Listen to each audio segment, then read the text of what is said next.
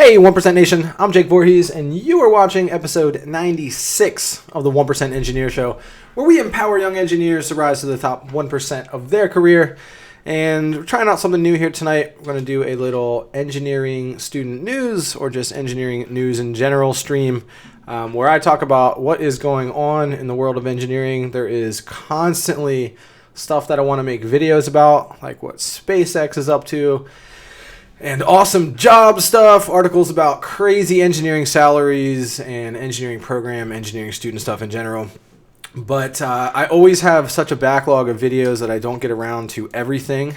So what's up, David Plotnick? Holla back at you. But I don't always get the opportunity to do current event type videos. If this was a full-time thing for me, if I was literally able to run a show that was every day, or release like 5 episodes a week and then stream live during lunchtime, I would be doing this every day. I would talk about what just happened today. I would be the first source of news for engineering things in general, because I really like this. What's up, Bryce? What's up, Lewis? Thanks for stopping by, guys. Yeah, you should definitely hit the bell. If you're watching this on the rebroadcast, make sure not just that you are subscribed, because subscribing doesn't really matter as much on YouTube anymore. Make sure that you hit that bell, so you either get a push notification or an email every time I go live. And if you guys, what's up, Chelsea? And if you guys haven't been noticing, I've been going live a little bit lately. I did some experimenting last fall, 4 or 5 live chats, and it went okay. But I only had like 1,000 subscribers. So now this community is growing. So when I go live, there might be 30, 35, 40 people in here at once, which is really cool. That's the whole point of going live. I can answer your questions right away. So Chelsea, before I jump in the news, if you guys have any questions, go ahead and drop them in the chat. Go ahead and say what's up. There's a couple of you in here right now. But this was unplanned, unannounced. I'm just going for it because that's how I roll sometimes. So Chelsea, what do you got here? My friend wants to work as a data scientist. Yep. I don't like math as a major. I think that you just don't get the same type of respect. You don't learn applicable skills. So a data scientist should probably major in software engineering or computer science, because that's what you're going to be doing as a data scientist. You should go check out Joma Tech, Joma Startup. Him and I have been chatting. His channel like shot up to 12,000 subscribers lately. He's a data scientist for Facebook. I mean, math would work. Like, that's what's nice about Bryce, just to not like fully contradict what you're saying. Like, math is kind of like an engineering major in the sense that if you major in math and you succeed, you can work in a lot of technical roles, because math is just really hard. So you do get that respect. But engineering is, I think, a little bit better, a little bit more applicable. So let's talk about some news. What happened this week? Number one, I can't believe this happened. Elon Musk sells 20,000 flamethrowers for $500 each, and they sell out immediately. And I don't know if let me go over to this news. I have a whole tab of all these news things. I don't know if these even went into distribution yet. I don't think so. I feel like they're pre-order. But a lot of people are upset about this. A lot of people clearly are really gung-ho about this. That's why they bought them. But I want to hear a couple things. Yeah, Elon Musk is so good on the personal brand side with his Twitter, and that's like the big difference between him and Bezos, and him and a lot of other tech founders. What's up, Elijah? How you doing?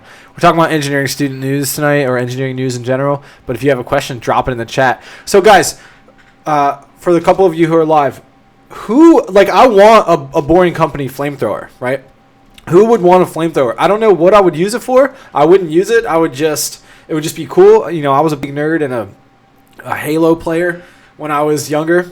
Even in college, I played a lot of Halo, so this makes me think of things like that. So for $500, which, I mean, that's not that much money for a flamethrower. Like, this is just out of control.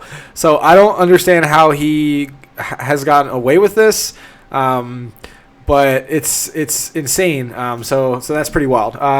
Next up, not getting a whole lot of people mentioning stuff in the chat, so I'm not going to worry about that too much. But next up, Who saw Elon Musk's the SpaceX launch that happened yesterday or 2 days ago? I think it was yesterday.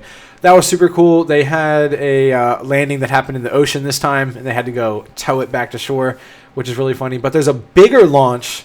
I think it's the either the latest version of the Falcon Heavy or something, but there's a big deal launch that's happening pretty soon. What's up everybody who's new in the live stream? I see there's a couple people in here. Go ahead and say what's up in the chat. I'll give you a shout out. But there's a big launch. I can't even remember when it's happening. Next SpaceX launch.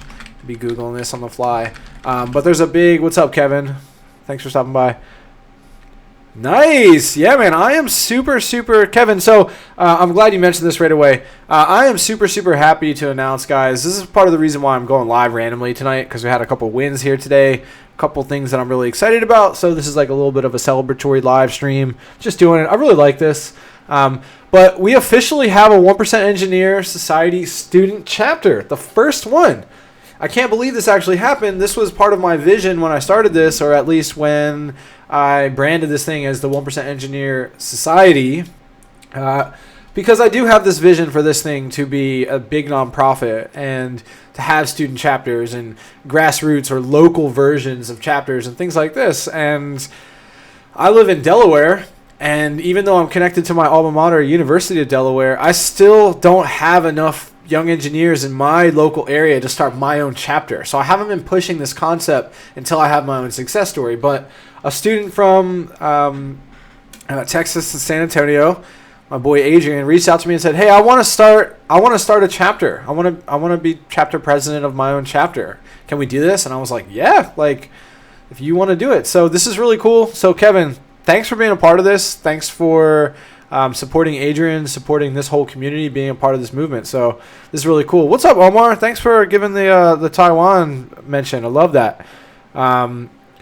I'm not sure when the next launch is, Bryce, but I know there's one coming up next. Omar says, "Hi, going to bachelor's in electrical engineering." Undergraduate research is a plus to get into grad school. I did undergraduate research and got into grad school easy peasy based on relationships with professors. But I think the biggest thing for undergraduate research, Omar, is that you will begin to understand what grad school will really be like. Like, research is weird, you know? It's independent, it's lonely, it's time consuming, it's a whole bunch of stuff before you even really get started. You have to do literature review, and you have to concept, and you have to just really dive into that little niche for a long time, collect data, and then kind of figure out the thesis along the way. Like, a lot of times it changes. So I really didn't like it, to be honest. So that's a benefit. That's the benefit of doing it in undergrad. You will understand if that's the future for you. What's up, Tommy Williams? Thanks for stopping by. Yeah, so good question.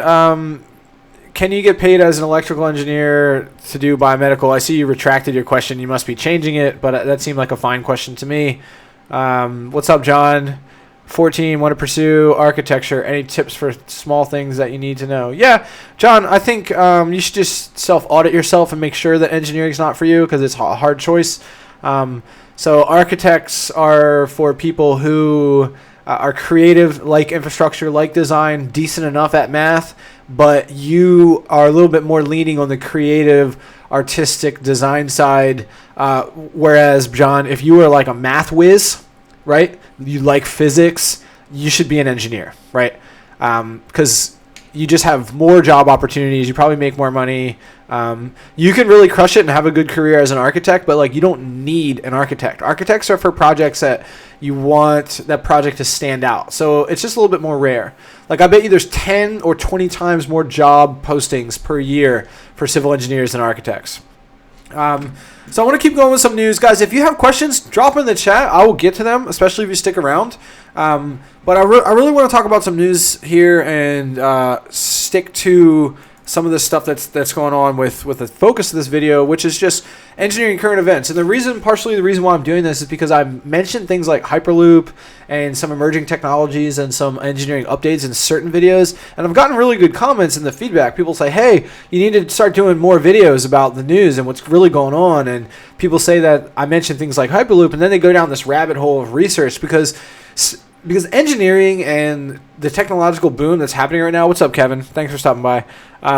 it is just nuts. It's nuts. Like tech is moving so fast, and because of the democratization of everything, meaning lots of different things are being brought to everyone. Like, you don't have to be a big company. You don't have to be a big team to accomplish big things in engineering. So literally, like, tiny companies are sending satellites and starting their own space programs, and it's out of control. So talk about a little bit of news here.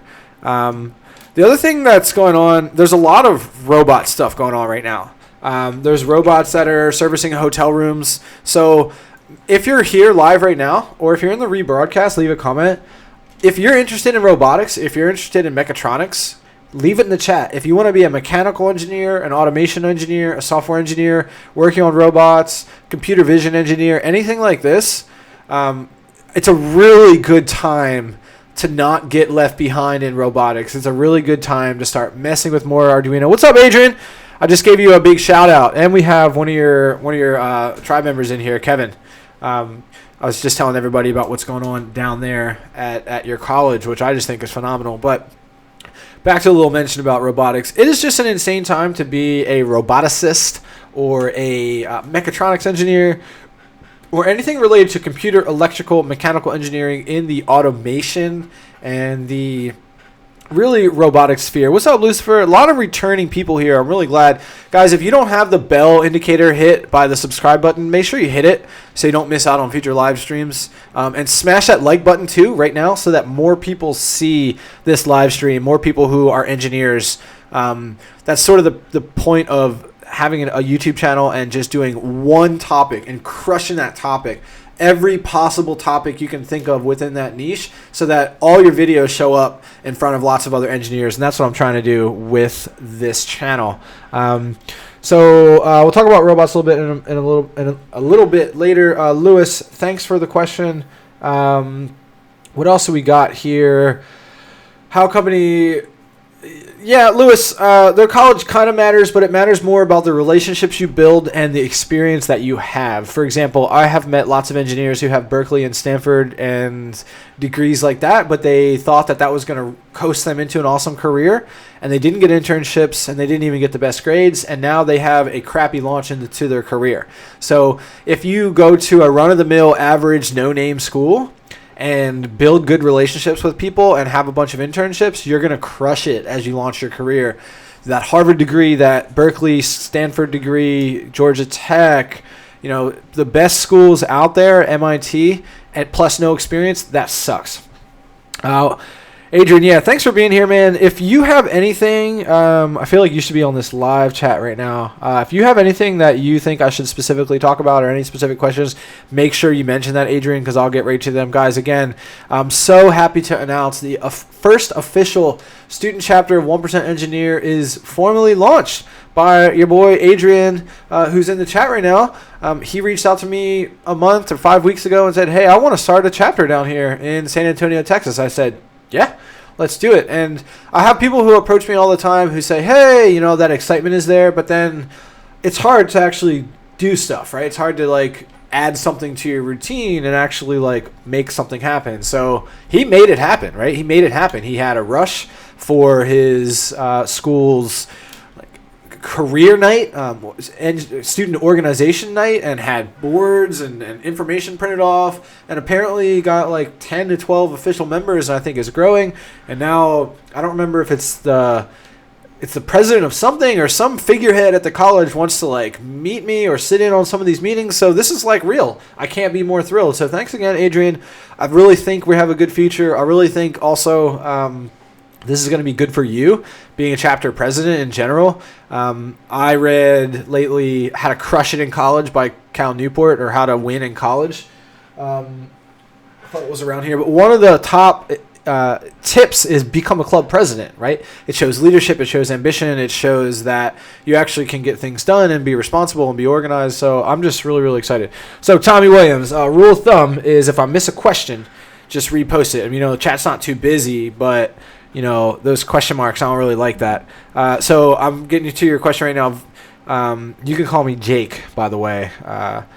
Can you get paid more money as an electrical engineer in a biomedical engineer industry than in a biomedical engineer? Don't worry about the money stuff. The only way you're going to make more money is if you're in a career where you really like it and can really excel based on your skill sets and your interests, and then you crush it in your job. So electrical engineering pay and biomedical engineering pay is so similar that it doesn't matter. It matters way more what you have done coming out of school, because you can get a bigger signing bonus or a bigger starting salary. You can negotiate a bigger starting salary. So I think electrical engineers can probably make more money outside of biomedical engineering, to be honest, because if you get into computer vision or if you really get into coding and you're doing something that's related to software as an electrical engineer, I think that's really good. If you can work in electrical engineering and be a part of the right team in biomedical, maybe that can work out. But I think there's too similar that it wouldn't matter a whole lot. Chelsea, good question. What again is the hardest amount of math that a civil engineer will have to take? I mean, honestly, even as a civil engineer, which like our degree is not as hard as some of them, I had to take calculus 1, 2, and 3, engineering math 1, 2, and 3, and engineering statistics, and that was the minimum. If I took 1 or 2 more classes, I could have gotten an engineering minor. I think 1 more advanced engineering class, I could have gotten a math minor. That's how much engineering math you have to take. I get this question, Lucifer. I get this question a lot. What books do I prefer for engineering? Or I even get the question, what civil engineering books should you read? My answer is zero engineering books. Because if you want to be the best specific type of engineer, reading a book about that type of engineering is not going to make you a better engineer. By the time that book is released, the way that industries move today, that book is old, that book is obsolete, that book has old content. So don't read books about engineering. Read books about how to be the best career professional. Read books about how to be the best person, the best communicator, the best leader. Or if you're a technical expert, then you should just be staying on top of your specific skill set, your specific niche. For example, say you're a biomedical engineer, you should be on top of the top 3 blogs for biomedical engineering, and you should be on them every day. And follow all those companies on Facebook and Instagram and Twitter, and just be on the pulse of the industry. And you should probably put out content yourself. You should become an authority. That's how you can crush it. Is not reading books about engineering. Books are old. You only should read books unless they are age-old, timeless lessons about how to be the best person, the best leader. But engineering is moving too fast for you to waste your time reading books about engineering. Kevin Sanchez, yes, college was hard for me. That's why I started this community, because I did not succeed as an engineer because of my math aptitude or my technical ability. That's why I do not talk about that stuff in this community. We talk about how to build relationships, how to network, how to work with a team, how to build relationships with your professors, how to get out there and stand out and be a 1% engineer by doing the things that other people are not going to do, so you can have the life that other engineers can't by standing out and crushing it. Now, if you're still a technical person and you can rise and get the best grades, you're still going to find success, but that's not the type of person that I am. I'm not a technical expert, so I don't teach that. I teach what I like and what I think I'm naturally gifted at and can offer value in, which is the non-technical stuff. So college was, yes, hard for me, but I figured it out around halfway through. I figured out how to succeed in college, even if you're not the best at the math and the physics and everything else.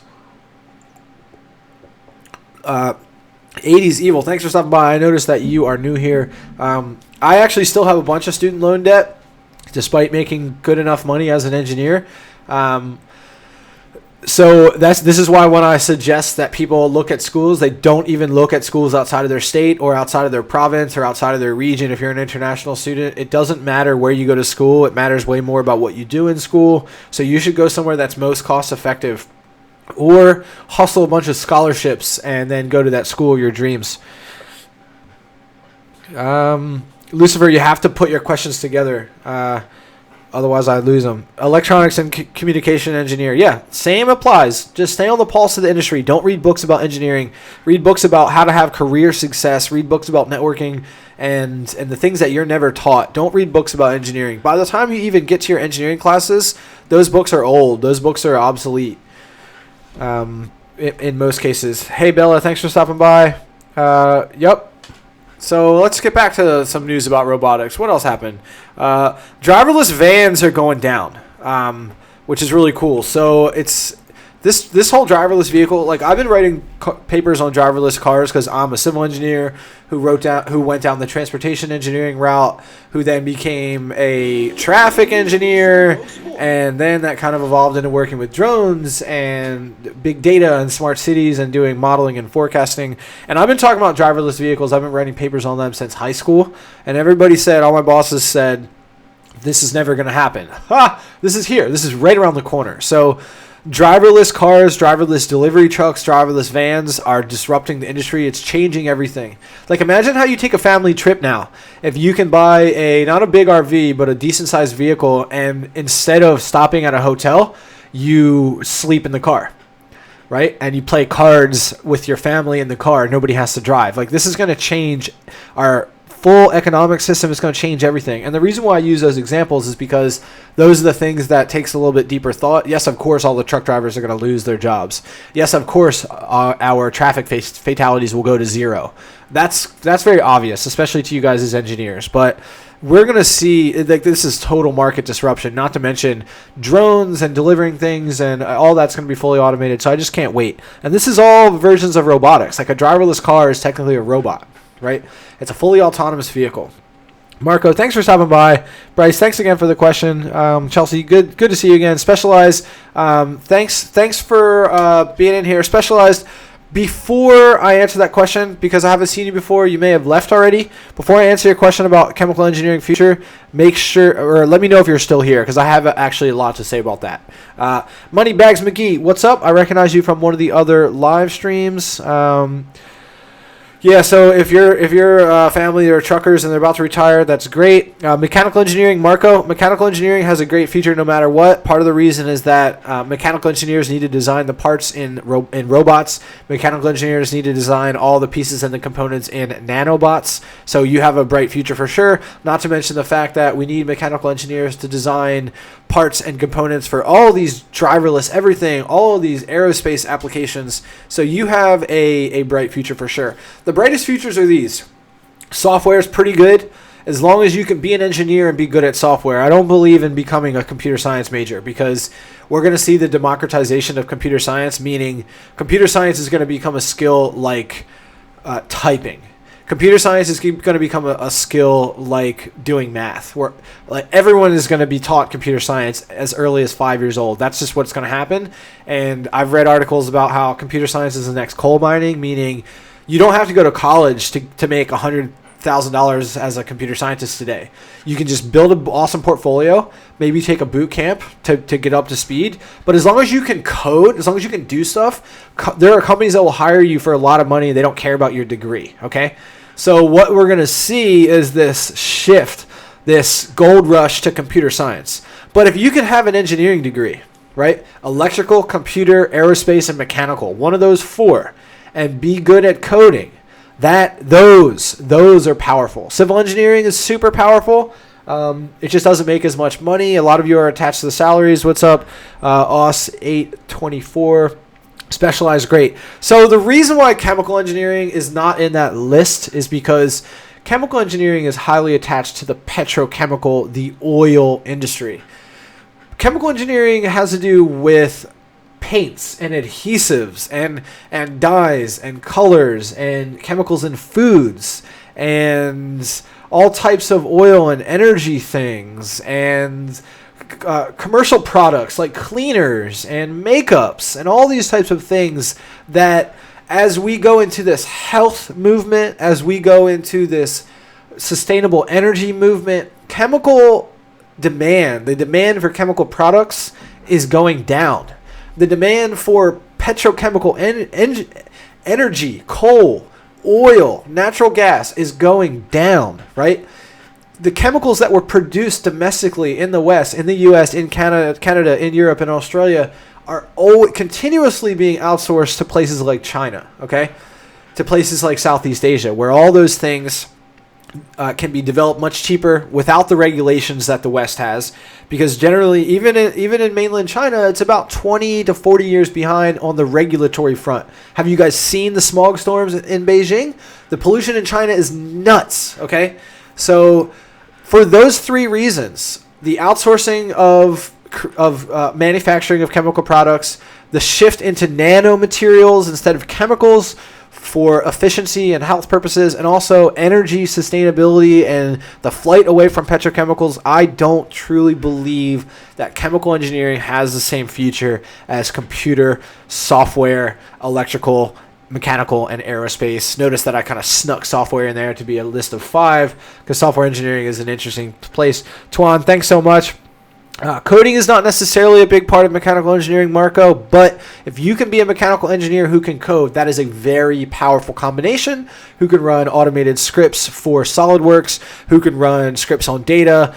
Any type of engineer who can code today, even if you're civil, even if you're environmental, or something that's not as nitty gritty on the technical front, if you can code, if you can write scripts, if you can work with software, it is a very, very powerful position. Wow, we got 30 people in there. If you're new to the live stream, particularly if this is your first time finding this channel, go ahead and drop something in the chat, and I will give you a shout out. Let us know the type of engineer that you are and where you're from. And thanks for being here. This is the 1% Engineer Show. This is episode 96. We're coming up at the 1-year anniversary in about 2 years of this show. I'm going to crank out 4 more episodes in the next 2 weeks without question, and probably do some sort of celebratory 100 episode thing. I don't know what I'm going to do yet.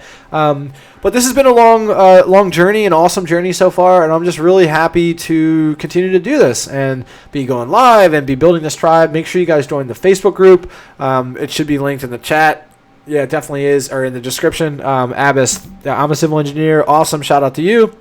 Coding, Noto Mado. Coding definitely will land you in the top 1% of your career without questions. Pawan, thanks for being here. Guys, if I missed your question, I'm sorry. Just drop it in the chat again, because I try to stay right at the bottom of the chat, because I don't like to read through and accidentally take too much time. But Bryce, if you're still in here, sorry I missed your question. For physics, you have to take calculus. Yeah, see, yeah, this is good. What else do we got here? Crunch, thanks for stopping by. Shemsi, what's up? Shout out to you. Henry Jenkins, thanks for stopping by. Make sure you guys subscribe and hit the bell. Mechanical engineering is an awesome field for sure. This is awesome. Crunch, I'm starting my first year in civil engineering. What is the best major to aim for? Well, if you're starting in civil engineering and you like civil engineering, just stay in that. Don't change your major. Go to whatever major you guys like the most. You have to go into something that you're interested and excited about and passionate about, because only then will you become the best engineer. That's the path. That's the path for sure. Drop some questions in. I'm going to keep going with some news here, because I got a couple more things. Has anyone heard of the Venus Project? I want to talk a little bit about that if we can. Mention the Venus Project in the chat if you've ever heard about it. It's pretty cool. And I want to also talk about this. According to Bloomberg, who's been following the Bitcoin boom that's happened over the last year? I've been following Bitcoin for the last 5 years. I remember when it crossed the $10 mark, and I remember in the 12-month span in around 2013 when it went from $10 to $1,000 in 1 year, and it was like, whoa! Everyone was freaking out about Bitcoin. And if you think that people are clueless now, people were definitely clueless back then. But I'm going to read a little bit of this article because I think getting into cryptocurrencies for a career is definitely not bad. Anything blockchain is really good for sure. And drop it in the chat. If I had to give you a quiz and in 30 seconds or 60 seconds you explain what blockchain is, who could do it? Who knows what blockchain is? If you don't understand what blockchain is, we can talk about that a little bit. But I think that it's a really, really good opportunity to follow that industry, become an authority. For example, if you're a software engineer who starts a blog about cryptocurrency and coding on the back end and how the blockchain works, you will crush it in your career, because people will recognize you as an authority and an expert in that field. And just something like writing one blog article a week throughout college will allow you to land that awesome blockchain coding job for some startup in Silicon Valley, making a ton of money as you exit university. So Who knows about blockchain? I want to talk a little bit about this because it's an awesome topic for sure. Nobody knows. Yeah, that's what I thought. Dogecoin, yeah, I mean, honestly, 80's evil. There are so many different cryptocurrencies. There are hundreds. So, it's impossible to choose the one that's going to stay around. I think all the titans today, Ethereum, Bitcoin, Litecoin, they're going to stick around. Any recommendations for people who are new to coding? Which language is best for starters? There are so many. I personally can't answer that. I know C++, Java, SQL, things like this are all really good. Elijah, I think what you need to do is you need to figure out the type of engineering you want to go for. Like, say it's aerospace, and figure out what type of language they use at SpaceX and Blue Origin and the NASA consultants use. And figure out what they use at Lockheed Martin and Boeing and start to learn that. And then you go to Coursera and Khan Academy and start to learn the basics and the fundamentals of coding, and then start to, again, follow blogs and Reddit forums and communities about coding and just stay on the pulse.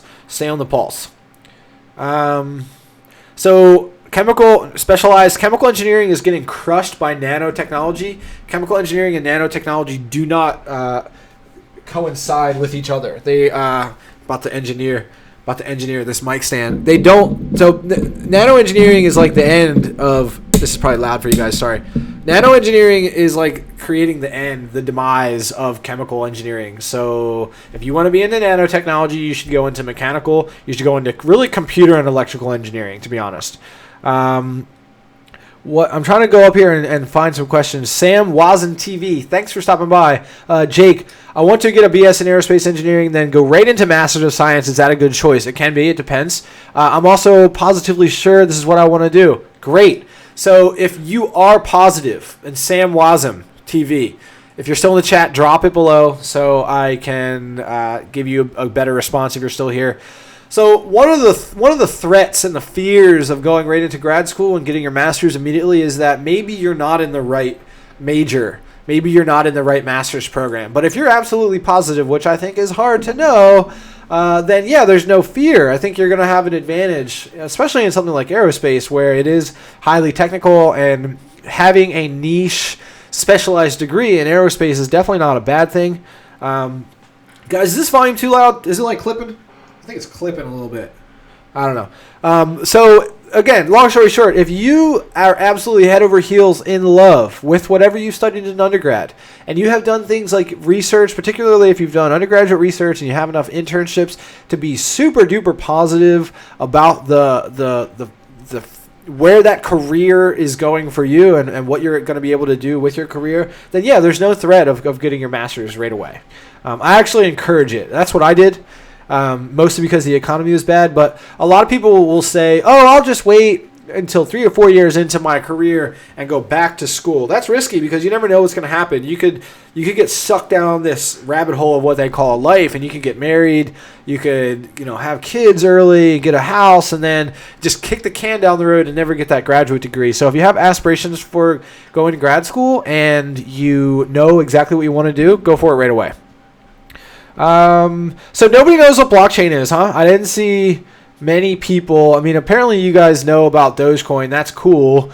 But who could actually explain, if I had to give you a quiz and give you $50 to say, can you explain the blockchain? Not cryptocurrencies and not Bitcoin. That's not blockchain. They operate because of the technology that is blockchain. Who could do it? Who could explain it? Aerospace engineering in Ireland, Canada is pretty good. There is several good schools. Toronto has good aerospace. McGill has good aerospace. Tommy Williams, please, if you break up your questions in the chat, it's really hard for me to answer the questions unless you're just talking with other people. Maybe you're just talking with other people. Sorry about that. Shemsi, okay. So here's what I want you guys to do. If you're talking with each other in the chat, that's great. That's what I want. I really do want that. But if you have a question for me, I think you can do the @ symbol and then Jake Voorhees, and it highlights. Somebody test it out right now. And then it highlights my name, and then I know it's a question. That's what we should start doing. So I don't accidentally read to the chat looking for questions, because I think it's great. I want you guys to chat and talk. This is the reason why we have the Facebook group, because you guys will be able to meet each other and connect with each other. And if I'm not always there, which most of the time I am, you can help each other and engage with each other. So I really like this. So maybe let's try doing the @ symbol and Jake Voorhees. Let's see if that works. I don't know how it works. I thought that would work. You did a space. Do all together. Like if I do this, @ Tommy Williams. Yeah, there you go. Boom. This is what I'm talking about. That should work. Maybe not. Ha! That doesn't work. There. How did you do that? How'd you do that? So that's what I want you guys to do. In order to get my attention for questions, I think it should be highlighted. And then eventually when this channel gets bigger, it'll be for specific questions, people will do super chats. But not for a long time. Marco, I've been told that if you are successful with one job, you're sort of locked in. That is not true. If you go too far down one technical niche, that can be problematic. But if you get into managing, if you get into project management, project coordination and running, it's really project management.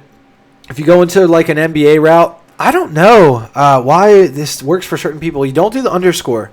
I think you have to do @ Jake Voorhees, and then you have to click. You have to click my name. But even then, it's not working for me.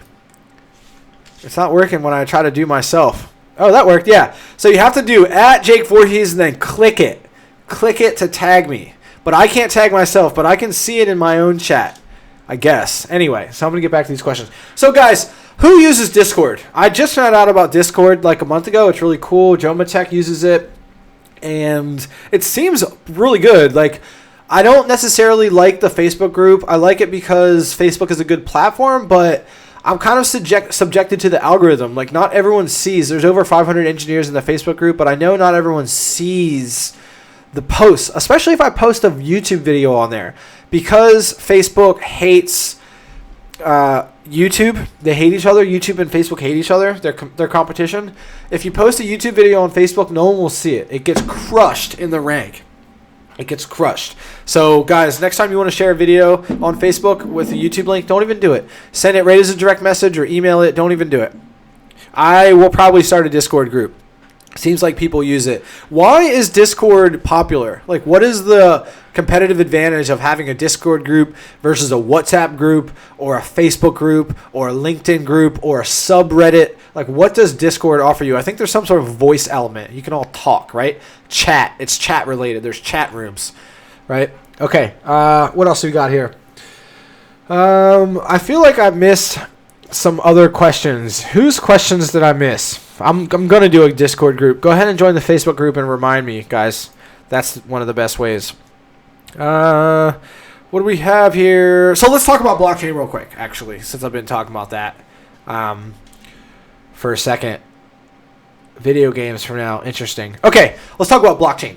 So the reason why Bitcoin is a thing is because, and we're going to get deep here, guys, because I have studied financial markets and investing and all this other type of stuff that you guys probably, there's no reason for you to know about it yet. But as soon as you graduate college and you're working as an engineer, you need to figure out what to do with your money. So you start to learn about personal finance and investing and stocks and stuff like that. So I went down this rabbit hole because I graduated in the spring of 2009 at the bottom of the housing bubble. That's when I graduated from college 9 years ago. In May, I wanted to figure out why this happened. How could this have happened? What is so wrong with the world economy and particularly the U.S. economy? How did this happen? And this is what happened, guys. So in 1971, we left what we called the gold standard, meaning for every dollar of currency out there in the world, there is a piece of gold somewhere in the bank, in either the World Reserve Bank or the U.S. Federal Reserve or something like this, such that this note represents something. That's what money is. That's the difference between money and currency. So if you go back in the history of banking, how this all started was rich people had safes and people would give them their gold coins, and then in exchange for keeping their gold coins safe in their safe, they would give them a piece of paper, a note that said, you have $100 of gold coins in the bank. And then what people did was, instead of walking around with their heavy gold coins and getting mugged, they would just trade their notes right? They would just trade their notes. And even if they lost their notes, no different than if you lost your credit card today, your money is still in the bank, all right? And this is all good and fine as long as for every dollar in the world, there's a piece of gold to represent that. But we left the gold standard. We left the gold standard behind 50 years ago, almost 50 years ago. And there is supposed to be a gold audit in Fort Knox where supposedly all the gold is in the U.S. There's supposed to be a gold audit every year. There hasn't been a gold audit in decades and decades. So I'm not going to get into conspiracy theories, but there's a lot of economic people, economists, who think there's no gold. There's no gold. So there's no money that's behind this currency system anymore. There's no real gold. That's the difference between money and currency. Money means it actually is worth something. Currency means it's a piece of paper. So lots of people fear this. So they're trying to develop a new monetary system to have something that if something goes wrong with our current monetary system, because the US dollar is the world reserve currency, if something goes wrong, people want plan B. People want literally security, financial security. So people have looked into things like the blockchain. And the reason why the blockchain works is there is no bank. There is no authority. There is no Federal Reserve. There is no credit card bodies. There is no people who are actually making it happen. It's regulated by the community. That's what blockchain is. Blockchain is like, if you guys are all on here live right now, all 23 of you, each of us is an engineer. We either have a transcript at an engineering university or a transcript at a high school or something that says we are who we say we are. And we all have this piece of paper or this account or this registration, and the community is vetting out everyone else. And if each of us as accounts in this blockchain flag someone that says, yeah, we don't recognize that person's school, or we don't recognize where that person is, they'll put up a warning sign that says, be careful when you're dealing with this person. We're not sure if they're real. We're not sure if their money is real. We're not sure if their medical records are real. We're not sure. There's all these other companies that are happening that are powered by the blockchain. And this is essentially what blockchain is. And when you have a transaction that happens between accounts, between individuals, there's no regulators, there's no companies, the entire community vets it out and authorizes that transaction and says, yep, I've dealt with that person, I've dealt with that person, and they all green light it before things happen. So it's a self-regulating community. There's no banks, there's no authorities, there's no people who are doing stuff. Everybody can see what's going on, right? So this is why it's very powerful, is it removes governments, it removes banks, it removes everything else, and it empowers the people. It empowers the people.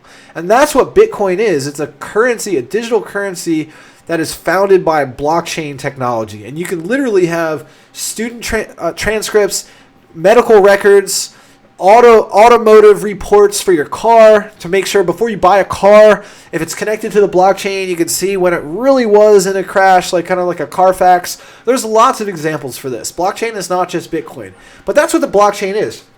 So after saying this, and after understanding that the value of software engineering and being a good coder is very high for the future, you can see the potential of being on the pulse of emerging markets like the blockchain, or like AI, or like computer vision, or like nanotechnology, or small-scale aerospace applications. Blockchain is another one of these technologies that certainly has a future. Will Bitcoin be around forever? That's impossible to say. Will Bitcoin go back to $1,000? Will Bitcoin go to $100,000? That's impossible to say. But the blockchain technology itself is a very powerful thing, and I encourage all of you to start researching it a little bit more. Not to become Bitcoin enthusiasts. I don't care about that. But the blockchain is a really good thing. So I have found a way to talk about this in every stream because it is just such a hot topic today, and I think engineers are the types of people who can understand it. You will end up explaining this now to your family and your friends. I hope so, and you're the people who will be able to work in these fields. So that's what the blockchain is in 5 minutes. So Aces, thanks for leaving your thing up in the live chat. That actually really helps the live chat if you don't leave and go get food. That's awesome. So thanks for doing that. Okay, questions. Who's got questions? Adrian, thanks for the question. What TEDx videos do I recommend for a must-watch? Honestly, this is what I would do. I would go to there's a TEDx YouTube channel and there's a TED YouTube channel. So the TED is the bigger one. A lot of people have no idea. I didn't know about this until I got involved. I interviewed TED speakers, TEDx speakers, not to misspeak. I should never do that. because there's only one TED. It's held just once per year in Vancouver, and it costs $10,000 to go, to attend. And if you want to be, there's like a fellowship program. There's a couple different memberships you can have. One of them is like $50,000. It's a very big thing. And that's what TEDx is. They basically franchised it. So you just apply. You can start your own TEDx as long as there is not a TEDx in your city. I'm getting sick, guys. That's why my voice sounds a little bit weird. I'm like stuffed up. But this is what I would do to answer your question. Just go to the TED YouTube channel and TEDx YouTube channel and tier them by popularity, because those are the best. And look at the ones that have 30 million. Look at the ones who have double-digit millions, 10 million plus. And watch those. Those are the ones that can apply to a lot of people. Otherwise, I personally like to go to a YouTube channel and click on videos, and then go to the search bar and insert keywords like career or engineering or NASA or whatever. And if you're looking for a specific topic for a TEDx talk to be revolving around that, to be surrounding that, you can find it that way. So that's what I'd encourage you to do. Tier them by popularity. And what's up, Clay Peter? Discord is basically it's just another platform for community building. It's kind of like a Reddit, kind of, with chat channels and voice. I think there's a voice element. Man, my nose is crushing me right now. Yeah, the percentage dislike is fine. I honestly think view count is the way to go, because if a video has a ton of views, it just shows that it's being watched. A lot of times if people like a video, they won't necessarily hit the like button, but they might hit the dislike button if they dislike it.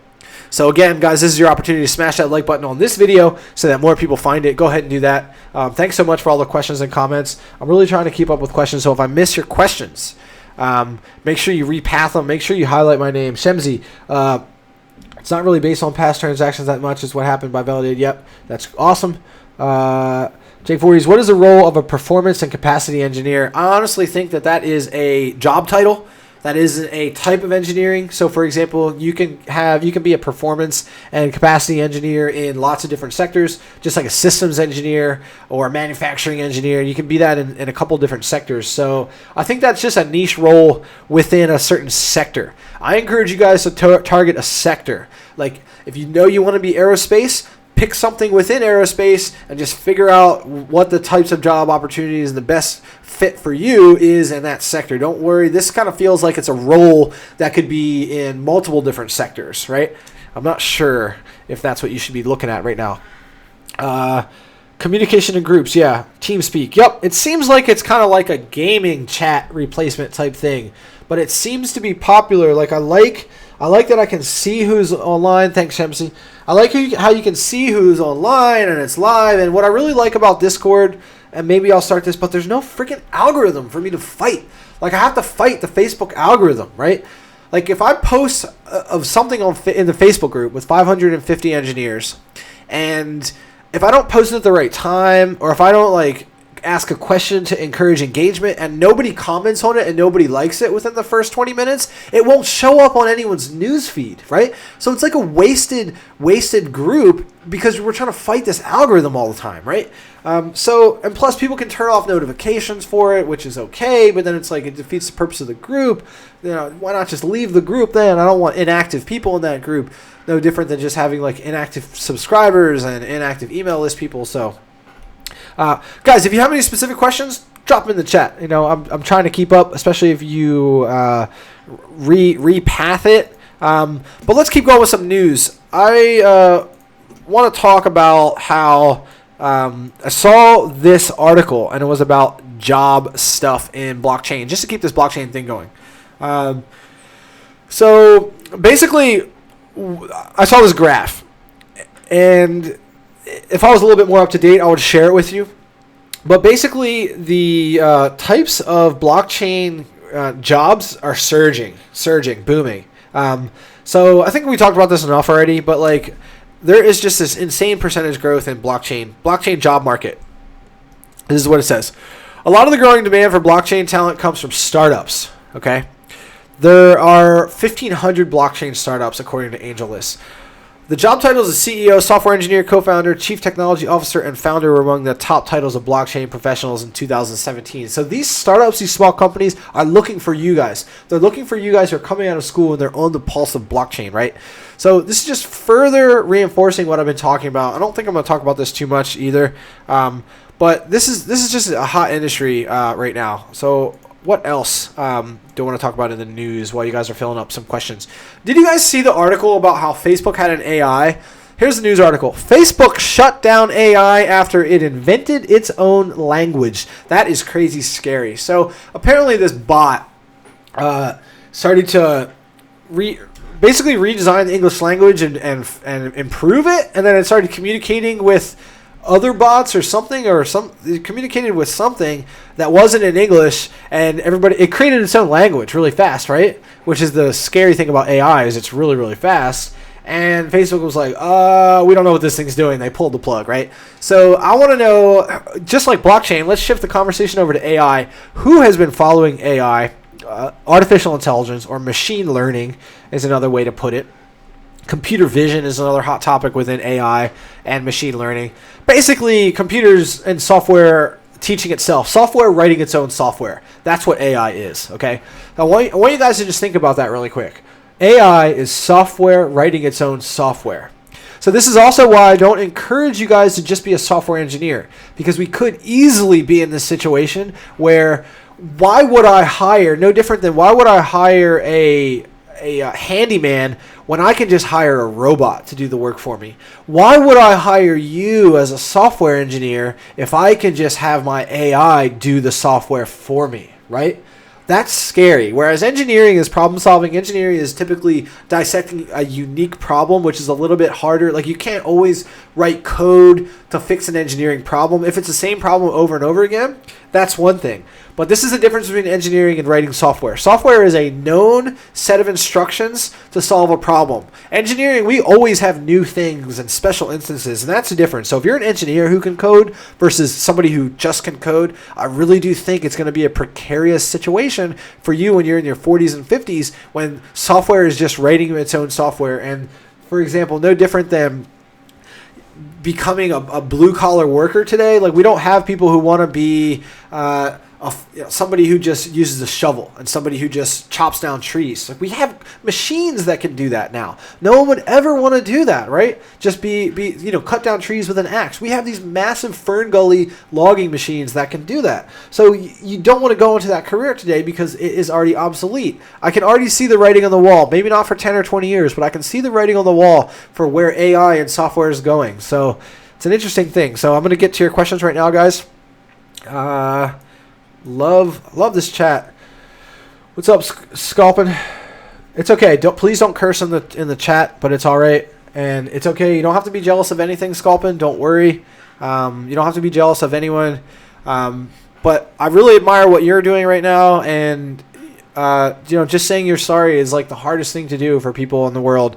And just to give you guys some context, there's several engineers, not just Sculpin, but every once in a while, I will get, it's rare actually, I will get comments on a YouTube video of someone that is just, I can tell they're frustrated with their either student journey or the degree that they have or the career that they found themselves in. And I can empathize with you, Sculpin, because it's hard to know what to do. You feel like you're stuck in some rut, or you've gone down this path and it's too hard. Just like in a video game, like you can make a tactical error in a video game and you can get stuck and get a game over screen, right? Life feels the same, but the difference between life and that video game is that you actually have an unlimited amount of lives in life as long as you don't physically die, and you can go back and do something different. You can meet someone, if you try really hard, you can meet someone that is going to change your life and change your career. You can start a side project like this 1% engineer thing that I'm doing that can change your life and change your career. It's not too late. So this is why, Sculpin, I've always encouraged you to first, you have to change your mindset. You have to change your attitude. And the minute that you start to believe that you can actually change in your life whatever you're trying to change, once you decide, once that should or that could or that I wish becomes a must, once you decide that you must change whatever is making you unhappy, that is the day where your life starts to change. then all of a sudden your subconscious brain is looking for problem solving. How can I actually do this thing that I'm trying to do? You start to look for solutions. It's like the red Corvette analogy. The minute that you decide you want a red Corvette, you'd start to see that red Corvette everywhere because your subconscious brain is looking for connections. How am I going to get this red Corvette? How am I going to afford it? Is this really the car that I want? And that's why it's so important to shift your mindset, guys. If when you're ever trying to achieve anything, graduating from engineering or getting that job of your dreams, or say you're in a pretty good career, but you really want to work at Google, the way that you start working at Google is you see it in your brain and you start to believe that's actually going to happen. That is the number one step for accomplishing anything. If you want to run a mile, if you want to lose weight, if you want to get buff, if you want to graduate from engineering, if you want to get that job of your dreams, you have to first start to believe that it's going to happen. And Sculpin, you just saying, hey, I'm sorry, my name is Kevin, I'm a mechanical engineer, or I don't know if you're responding to a Kevin, but you just saying that gives me hope for you, right? It's a good shift in this mindset and this attitude. So thanks for being here. Thanks for not saying anything negative, but I really, really appreciate you just being a part of this. I know you've commented on a lot of videos, and I know who you are, and I've asked you 3 or 4 times, but the way that I can give you tactical, truly fundamental advice in your situation is you just have to tell me what's going on. I still don't know where you're from, what you majored in, where you're working, how long you've been in this situation, what you've been trying. The more information you give me, you don't have to do it in the chat right now. You can send me an email. You can do it in the Facebook group. But the more information you give me, I can give you some advice for you to chew on and think about it, and then you can go out and execute, right? And that's on you. I can't ever do. You can bring a horse to water, but you can't make it drink. That's on you guys, right? You actually have to go out and do this stuff. So thanks so much for all the questions. I'm going to scroll up here and go all the way back and look at some questions. And thanks, Sculpin. I really appreciate what you're saying. I really just appreciate you being here. I want a degree in both Kevin Voshin from the first ever 1% Engineer Society official student chapter. Again, shout out to you guys down there in San Antonio. Says, I want to get a degree in both mechanical engineering and mechatronic. So that's not really a thing. If you look at the amount of undergraduate degrees in mechatronics or robotics, there are very few. Right now, mechatronics is kind of more of a avenue you can go down. Mechatronics, what it really means is mechanical plus electronics, and it's more of an overarching view on all types of different systems that power a robotics ecosystem, okay? So you can study mechatronics in grad school, or you can take tech electives in mechatronics, or you can get internships in mechatronics, and you can do research in mechatronics. But I don't even think you can major in mechatronics entirely or in itself at all. Like if I go to ABET, this is the way to look at degrees, guys. Type in ABET accredited engineering, and then you go to the first website, and it's this orange theme. And I type in mechatronics. And mechatronics engineering, and then you unclick 2-year, you unclick master, and then you click search, and it says 4 programs, okay? And that's in all of the U.S. And California State in Chino, which is not main campus, Central Connecticut State, which is some unknown school, Kennesaw State University, and then Purdue University Northwest, so not in West Lafayette. Main campus for Purdue is West Lafayette. So these are all tiny no-name schools that have little tiny niche programs, which is fine. They probably have one professor who's an expert, but mechatronics engineering is not a thing yet on the academic level. I've talked about this quite a bit, and I'm going to rant about this for a second. What's up, Random Funds? Thanks for being here. And Sculpin, definitely email me. I've been getting a lot of questions about mechatronics. It's basically the robotics degree, right? So in order for a university to incorporate a new program, like for example, computer, electrical, aerospace engineering, if you go back just a few decades, they weren't a thing, right? Especially computer engineering or software engineering, this wasn't a thing. The internet wasn't even around 20 years ago, fully fledged, right? So what has to happen is the technology has to boom, companies have to start to use it and adopt it, and it has to become a part of our society. And then the need, the requirement, the demand for professionals, particularly trained professionals in that field, booms, and then universities hire professors, build a program, build a curriculum, right? So always universities are behind, which also reinforces what I said earlier about how if you want to be the best engineer in your field, you don't read books on engineering. books are behind too. You read a book because this industry has boomed, and now there's people who are interested in it, and there are job professionals or businesses who want to know about it, and the books are always behind, right? Books are always behind, and in a lot of ways, universities are behind. So don't think about double majoring in general and engineering. A double major in engineering is not going to help you. So even a minor, like maybe if you can minor without taking any extra semesters, it's valuable. But for example, I only had to take one extra math class to get a minor in math. Did I do it? The answer is no. It's just not. No one. It's not respected. It doesn't do anything for you. So Tommy Williams, maybe I called you brother. I call people brother all the time. Especially if you're part of 1% Nation. I feel like that's why we call this a tribe. It's a nation. This is family. What else we got here? I'm going through the questions. Keep dropping your questions if you have them. If you study in Malaysia, it's very difficult to find a job in the West. Yes, because it's very competitive.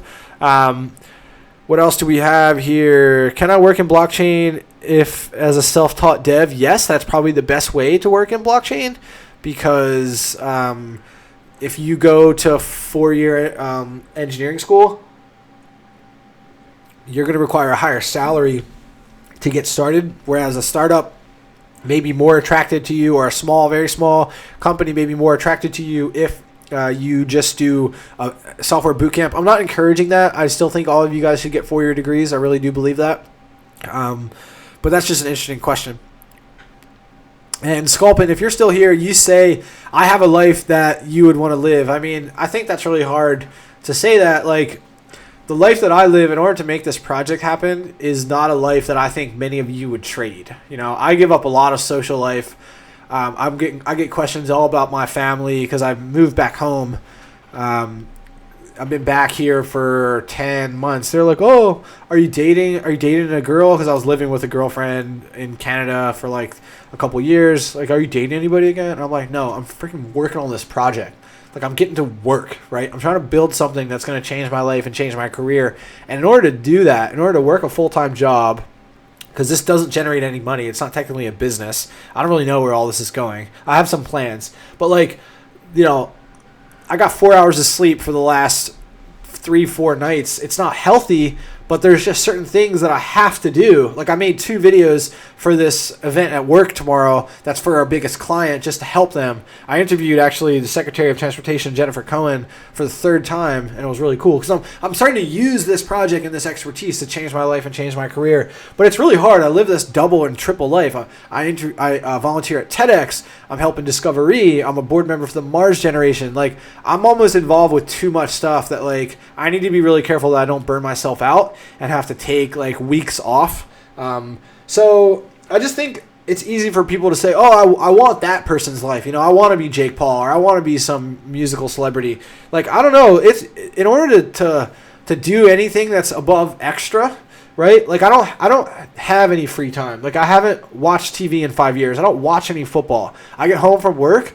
I watch 8 minutes of PewDiePie and eat my dinner and usually work. I don't hang out with friends. I mean, I do some social stuff, but, like, it's a lot of work to do something like this. And anybody who's either started a business or started a very serious side project and it's changed their life, they can attest to this. They can say it's a lot of freaking work to do something that seems like it's really, really cool. There's a reason why not everybody has a YouTube show or not everybody is a musical celebrity or whatever. I'm not saying that this is on that level, not even close. Just trying to grow this community. What I'm trying to do here, I think the real path to building anything cool is if you can find a way to help thousands and tens of thousands and millions of people, then you're on to something, right? If you can figure out what people need help with and solve their problems and listen to their pain. Fiker, what's up, Zach? Guys, if you don't know who Major Prep is, I want you to click on the 3 red dots next to his icon and go subscribe to his channel and hit the bell, because we've done some collabs, and I just filmed a 10 the 10 best YouTube channels for engineering students or for young engineers on YouTube, and Major Prep was number 1. I put you at number 1, even ahead of Engineered Truth, even ahead of Justin Dole and what is now Freedom and Thought, which used to be Engineering Worth. I can't even remember what my lineup was. I'm just going to give you guys the lineup. Top 10. I need to, I put David X in there. David Xiang. Where is it? YouTube channels. So, best YouTube channels for engineering students. Here's my top 10. And a lot of this is strategic. For example, these are not only channels that I admire, but I want you guys to know about these. But also, I admire and respect these creators, and I want to help them because I believe in them, right? So, Major Prep, boom, number 1. My boy Zach from California, electrical engineer, who's followed his dreams and has got 43,000 subscribers on YouTube. So if you're not sure about engineering or electrical engineering versus computer engineering, or if you're concerned about the amount of math that's involved with whatever major you want, go check out his channel. His channel is awesome. Engineered Truth, Matt Tran, 283,000 subscribers, number 2. Number 3, Dave Xiang, who went to Carnegie Mellon. He is a software engineer who works for Squarespace in New York City. Steminin, my girl Jessica Drusko. I know she's not in here right now because she's in Europe, but she made the number 4 spot with only 1,100 subscribers. Freedom and Thought, number 5, who had an Engineering Worth YouTube channel, and it was 26,000 subscribers this time last year. And this dude, I don't know how he did it, Zach, unbelievable. This dude skyrocketed from 25,000 subscribers to 330,000 subscribers now. It's unbelievable. No, it's up to 360,000 subscribers. I don't understand how. Number 6, Mayuko, who is a girl software engineer out in Silicon Valley who works for Patreon and is crushing it. She has just over 10 videos. She's got over 70,000 subscribers because she's cute and she's a girl in software engineering and just crushing it. Number 7, Stephanie Explains It All. Now, Stephanie is a girl, embedded software engineer, maker, YouTuber who really her main platform is Instagram, 50,000 Instagram followers, but she does these really cool maker projects, like basically examples of what you guys can be doing to build a portfolio. She does them at home and makes videos about them, which is really cool. Number 8, my boy Joma Tech, who is crushing me now. I found Joma when he was like 1,000 subscribers like a couple months ago, and now he's like 12,000. He's just shot up. A lot of because of the Mayuko collab, and he made a really cool day in the life of Facebook engineer lately, so that was cool. Number 9, this is an interesting one. I gave Natalie Barbu a spot here because I admire what she's doing as being a sort of typical girl, but in engineering. You know, like she's a senior, and she's one of those girls where you meet her and she gets the response, "Oh, I'm surprised you're an engineer," type thing, because she's like a regular girl, but she makes awesome videos about engineering, how to take notes, why she chose industrial engineering. She goes to NC State, which I respect so much. So I gave her a spot. I would love to collab with her eventually. And then number 10, Explore Engineering, who Raul is in this community. He's not as active, and he's taking a shift away from engineering, which is why, Raul, I would have put you higher on the list, but you are broadening your channel, and just out of respect, wanted to put you on the list. I've narrated some videos. I think your English-speaking person is back in your tribe, because I know you haven't sent me a script for a while to help you with any videos. So I put you on the list just out of collaboration respect. You know, I'm featured on his channel, no different than being featured on Zach's channel and featured on Jessica Drusko's Steminin channel.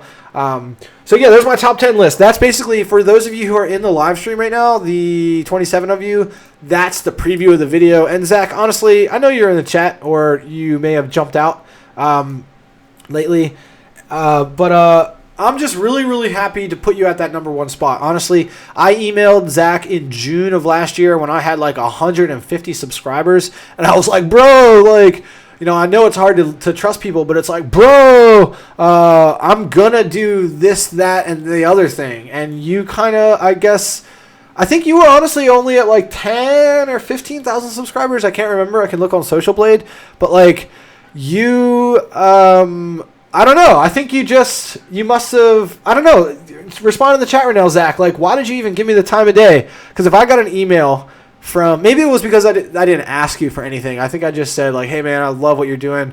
But I just, there's something about like the way our relationship started. I was so small, and you just gave me like, I don't know. I don't know if respect is the right term, but I guess I don't know. I'm just impressed. And now, like, we chat all the time. Like, Zach is about to buy a camera. I was giving him, like, all this advice the other day. I made a 28-minute private video on, like, what I would do for buying a camera if I was him, knowing everything that I know now. I think there's a camera in the background. Boom! You know, I filmed 25 weddings in 2016 in Vancouver. Elise, thanks for stopping by. Elizabeth Hernandez, shout out to you. Thanks for being here. I'm really glad that you have given me some questions and everything. Really glad you found this community. Zach says it's because you reached out to bigger YouTube channels and no one has ever responded, so you knew what it was like to be in my position. I really like that. Thank you, man.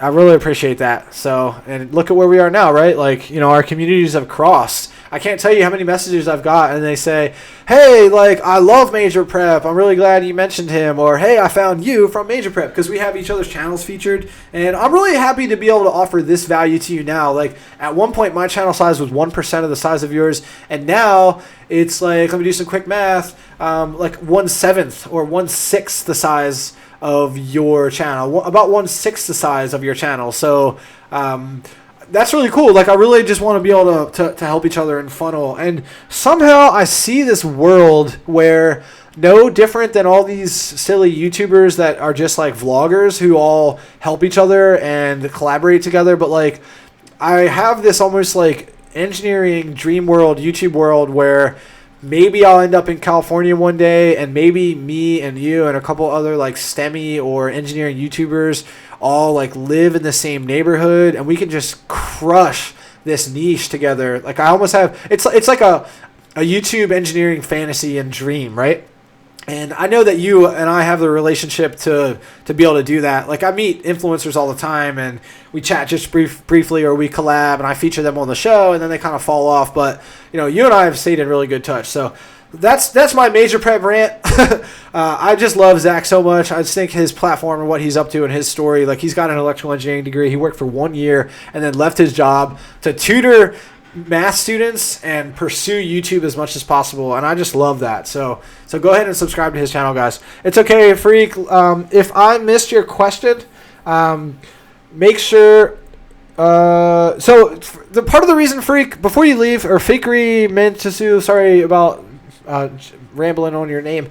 I'm trying to go live on Saturdays. I can't this Saturday, so I'm just randomly going live here tonight.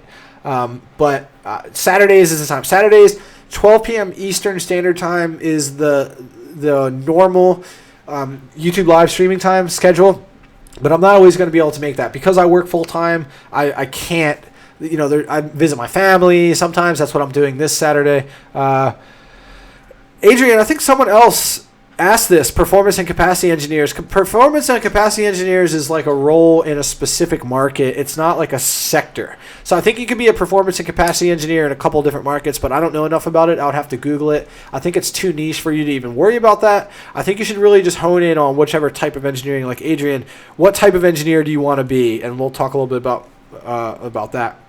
Guys, I'm going to go back and scroll through this question. Elise, was meeting girls in college hard? No, not for me. I actually dated another civil engineer for a lot of college. But, like, you know, I'm a pretty social guy. I lived with other guys. We had parties Thursdays and Saturday nights every week, and I just had a really good social circle. So I think, like, having a good dating life and or sorry, your name is Ellis or Swartz. E. Swartz.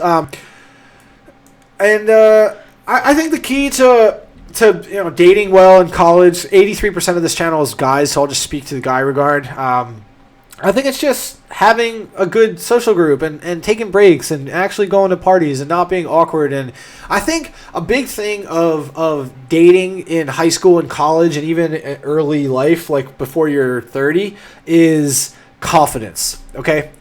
And if you can own who you are and you're not worried about, you know, being a little short or not looking perfect, because everybody has imperfections about them. If you can own that and just not care and be you and be a confident person, that's the most attractive thing for girls. And also, guys, if you think about, like, the girls that you might be most attracted to, not the ones that are just crazy hot or the ones that are smart, or they're into something that you're into. The girls who are just, they're themselves. They're natural. They're not awkward, and they don't care. They're just living their life. Like, that is a really attractive thing. And that's what confidence is all about, is not caring so much what other people think and just doing you, right? That's the most attractive thing in this world. And when you're a confident person, you have the ability to insert some humor, because you don't care if you say something silly or if you give a bad joke. You're just being yourself. You're just yourself. You're not trying to copy other people. You're just rocking your own style. You're just doing your thing, right? That's the path. And then you will attract better friends. You'll have a better social life. And then girls will want to talk to you, and they want to be a part of your world. Like, that's the path to having a good dating life. In terms of tactics, there's all types of tactics about what to do on a first date, and like the texting game, and like all this type of stuff, making first moves. Like, those are tactics, but like the overarching strategy for dating success is definitely just be you, do your thing, just be trying to be the best you can be. Like, the biggest turnoff for a girl is if you're like rude to the server, or if you're impatient to the coffee barista. Just be a good person and be positive. Don't complain. This will attract good people to you. Those cute, successful, athletic girls, they will be attracted to you. And likewise for the girls who are watching, the 17% of you, because that's what this channel is, 83% guys. For girls, it's the same. Like, guys are actually unattracted to the girls who are like trying really hard to attract the guys. It's the girls who, they kind of are just doing their own thing, and they're like dismissive of the guys. That's attractive. It takes forever to figure this out as a person. It takes forever to figure this out. But this is the truth. So let's get to some questions here. Sorry, I know we're like, this is cool though. Yeah, it's got... Adrian, your thing is funny. So what do we got here? Second year question. Busy with school, no problem. Ben Jimenez, thanks for stopping by. Make sure you subscribe. I think you're new here. Also, Ace824. Make sure you guys subscribe and hit that bell, because I release like 3 videos a week, including a live stream. So make sure you guys don't miss out on any more of that. Not being humble, Elizabeth Hernandez, thank you so much, because humility and being humble and not being conceited and cocky, those are so bad. It honestly takes people a long time to realize, but like, being humble is a huge positive thing about a person. So I'm really glad that you mentioned that. And for any girls, including Elizabeth in here, for any girls in the chat right now, for like the 3 of you who might be in here, I love this example. Maybe mention some other things for the guys who are in here. Help out these engineering guys who might be looking for some tips and tricks. Think back to the last boyfriend you had, or think back to the last crush that you had. And not just like, the football quarterback, no one cares about that. But what made you want to date that guy? Like, let's mention that. I want to hear some more about that. Especially, let's think about like, because if you're an engineering girl, I've met so many engineering girls who they're a girl in engineering because they had a father or a family member who were an engineer, and they empowered them their whole life. And somehow, because their dad was an engineer and was a good person, they're just attracted to guys as engineers. I would love to hear something about that too. And what makes you attracted to certain guys in engineering? I would love to hear about that. Packy Sue, thanks for stopping by. May I ask, you should do a Bachelor of Mechanical Engineering degree? Yeah, Bachelor's of Mechanical is really good. Full-time master's degree or part-time study, it depends. So I need to know more of your situation. It depends. Like, I think going into a 2-year community college and then transferring into mechanical engineering, saving money is fine, depending on where you're from. Based on, let me know what part of the world you're from. Ben Jim is within civil engineering. It's been told that you must intern. You must intern in any type of engineering to be successful, Ben, by the way. And yeah, absolutely. Like, I had 4 types of internships before graduation. I interned for a land development firm after sophomore year because I'm a civil engineer. And then I picked up a undergraduate research project and did that for the summer after junior year and kind of the fall of junior year and throughout the year, and then into the first semester of senior year.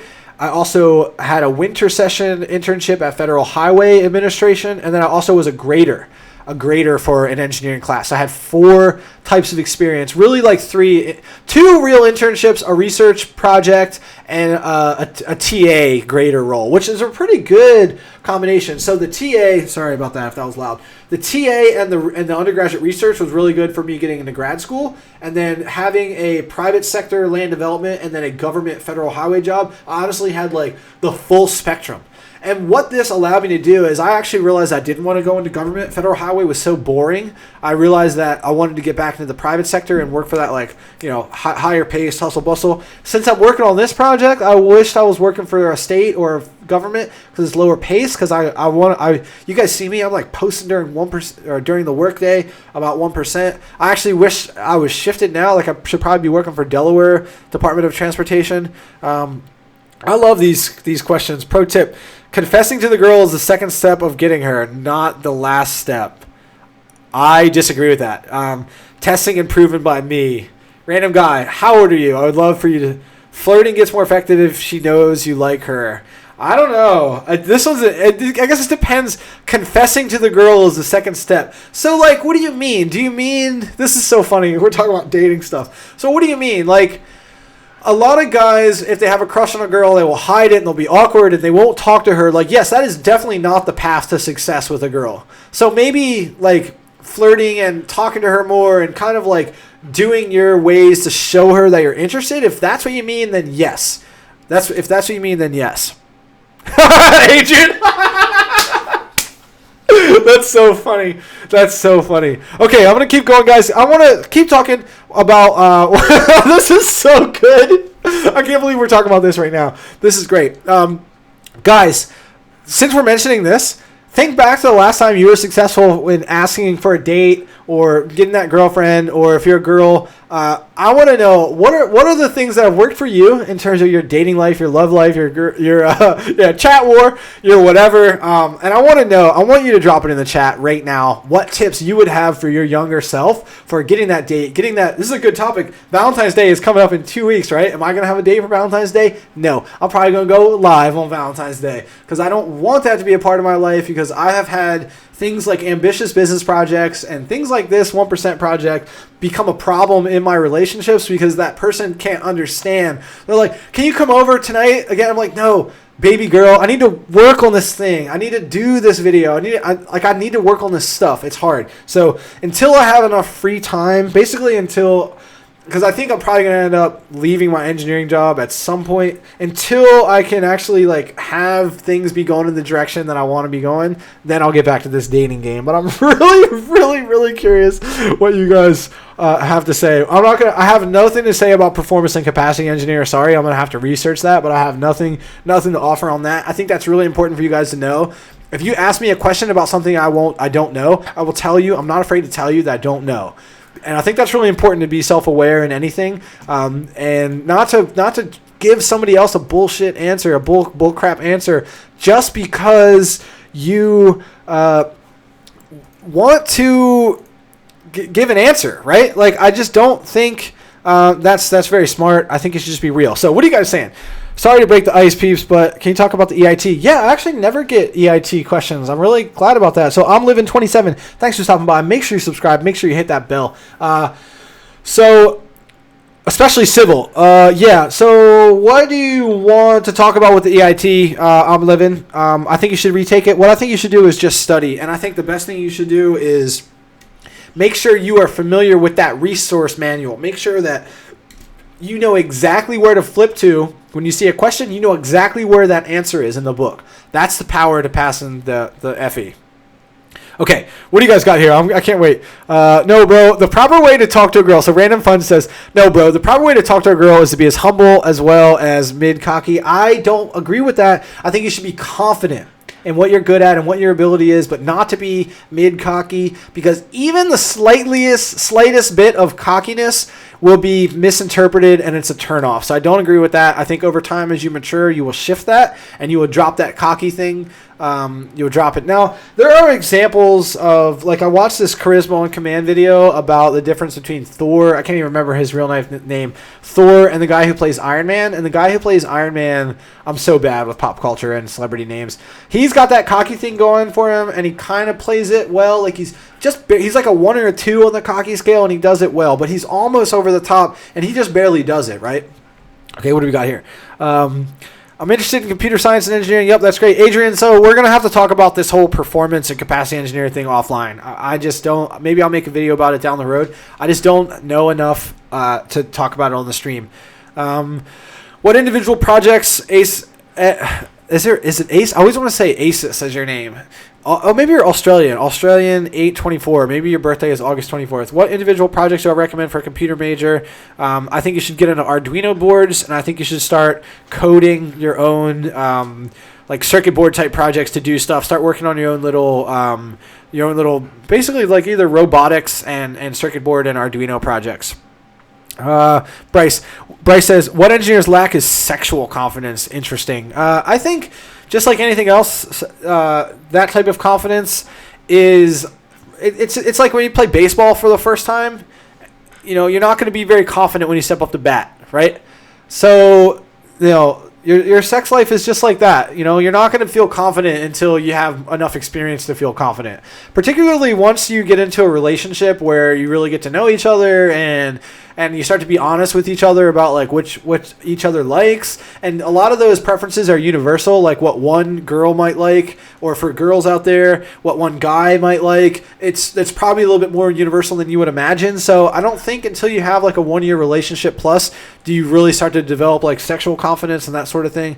It's just like driving, right? Like you're not a good driver until you've driven for 5 years. It's just how it goes.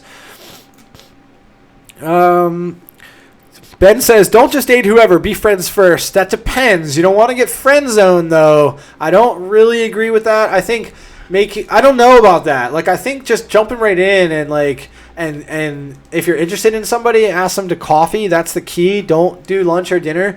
Get coffee, because if the coffee date goes well, you can always get lunch after that. Pro tip. Seriously, that's a pro tip.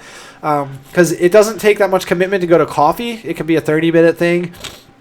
And if she's not into you, she can say, "Oh, you know, I forgot to tell you I have an appointment, whatever." But especially when you're young, you get friend zoned, easy peasy. So you should know as a guy, like if a girl reciprocates and if she's into you as well, you'll know really early. What do we got here? Random guy says, I've seen a lot of my friends lose their crushes from trying to be awkwardly nice. Yeah, of course. Don't be awkward. Awkward means that you're not being confident. What do we got here? Clay Peter. Impress her on the first date. Be smart or act smart. Talk about her a little and about you. Tell her. Yeah, I agree with all this, Clay. Totally. And I think you can impress, like you don't have to go out of your way to impress somebody. I think it's the little things, like being really polite to everyone that you meet, being a nice person, opening the door for her, maybe going out of your way to do things that are historically chivalrous but today are unheard of. Like I open car doors for girls and they're like, oh my God, you know, like walk to their side of the car, open the passenger's car door for them, and then you get in, right? Like nobody does that sort of thing today. So I think that's really good. Little things like bring a little flower when you pick her up for a date, or sending a handwritten card, not just an email or a text message. Handwritten card, right? These are the things. Or a gift. Don't buy a gift because it's Valentine's Day. Buy random little tiny gifts. Even things just like a little whatever. You know, little surprises. A lot of girls love little surprises. It means that you were thinking about her when just randomly, right? And that's what that gift represents. That's why I like little sentimental gifts. The girlfriend I dated in college, she made me this thing, and it's just hung out. It's just stuck out to my mind. And I've copied the idea. I've made it for other girls, and I won't even make some for my family. But she saved like the movie stub from our first date and little things about like our relationship the first 6 months, and then she took all of them and put them in this frame and gave it to me. And like that didn't take much money. It didn't take that much effort. It took thought. She was thinking about this, right? She was thinking about our relationship. And our relationship meant enough for her to just stash this stuff. And over time made me this sentimental gift. Like, I think that's key. Do little tiny sequential sentimental things, I think is really key. Okay, what do we got here? This is awesome. I would have never imagined in my wildest dreams that I would be live with a bunch of engineers talking about dating advice. This is so awesome. Yeah, I'm always enjoying this random funds. I love, first of all, I love the live chat. As you can tell, you know, every time I live stream, originally I was like, I just live stream for 30 minutes. That turns into 3 hours. This is already 90 minutes in. I'm like exhausted too, but this is fun. Okay, can we not do dating advice? There are other channels for that. Honestly, Adrian, if people are into this, if especially like most of the people who are on here right now are mostly tribe members, like if people are into this, I'll answer the questions. And Adrian, I know you might be a little frustrated because I can't like answer your capacity and performance question, but like I think this is really a lot of what this channel is about, is how to just be successful in college as an engineer and be a successful engineer. And a lot of being successful in life is being happy. And a lot of being happy is your family relationships, your social circles, your friends, and also your dating life. So if there's any value I can provide there, great. If lots of other people hate this, we'll never talk about this again, right? But it seems like people are liking this, so I'm feeling this. I'm not from Vancouver. I lived in Vancouver for 4 years, and that's why somebody bought me this coffee mug. I loved it there, though, Specialized. I'm living, okay, but I also have some, he's talking about the EIT, the FE. I also have some reference review manual, and it's like useless. No, it's not useless. I think as long as it's not 10 years old. I mean, the test did change lately, so it's a 6-hour computer exam now. The FE, that's what we're talking about, guys. The fundamentals of engineering exam, what most of you mechanical, definitely civil. Not all the engineers have to do it. I encourage all of you to do it. You should check out prepeneer.com, engineeringtraining.com. They have some good free resources for you. I don't necessarily encourage you to buy their products. It's expensive. So let's see here. So random guy says, need to give some context. I'm a Chinese guy from Malaysia. Awesome. And in Eastern culture, getting a girl doesn't start with first dates. And Tinder is just for fun.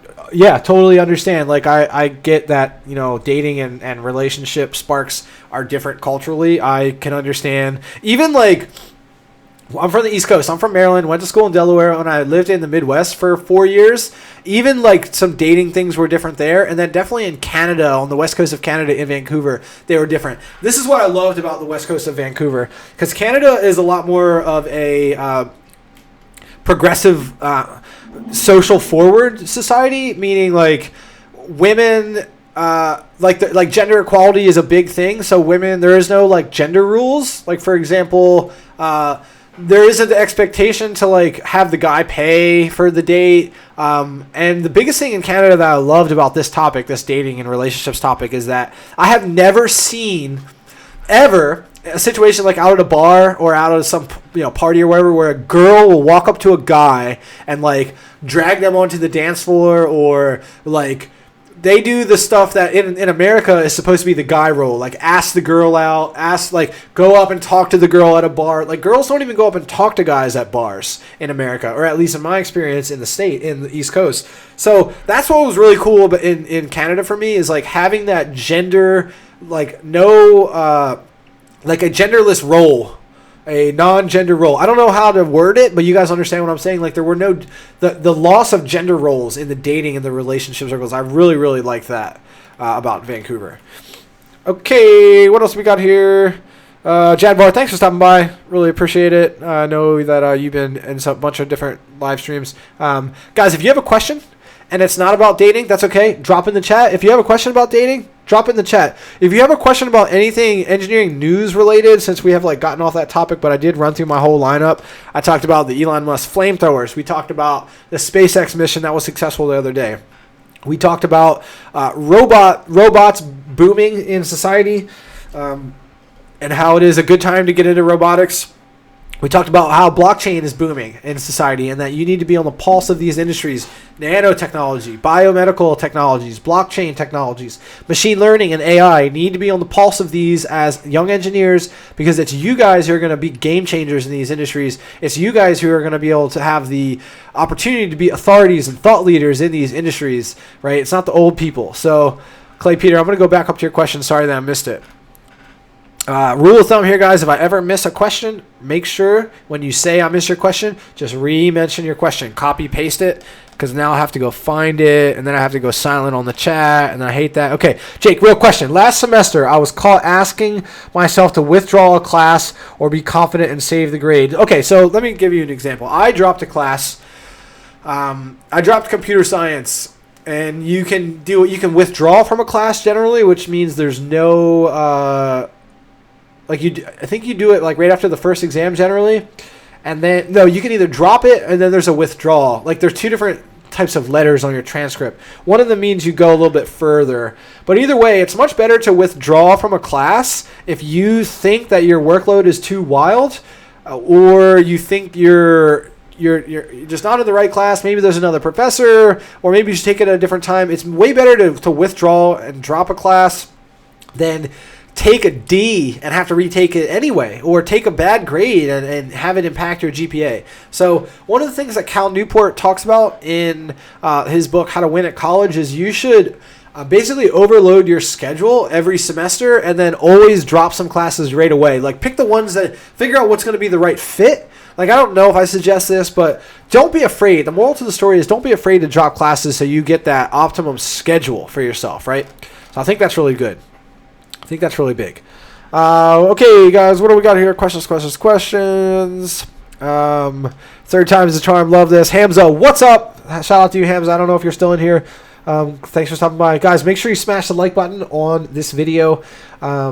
Really, really happy. Share it with a friend. If your friends don't know about 1% Engineer yet, like this project is a year old in 2 weeks.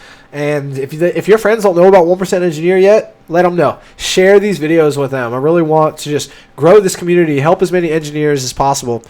How to pass Calc 2? Friggin' study in a team. Calc 2, that was the only class I had to retake. Calc 2 was really hard for me. Adrian says, pay attention to small details on dates. Bring them up later. Yes!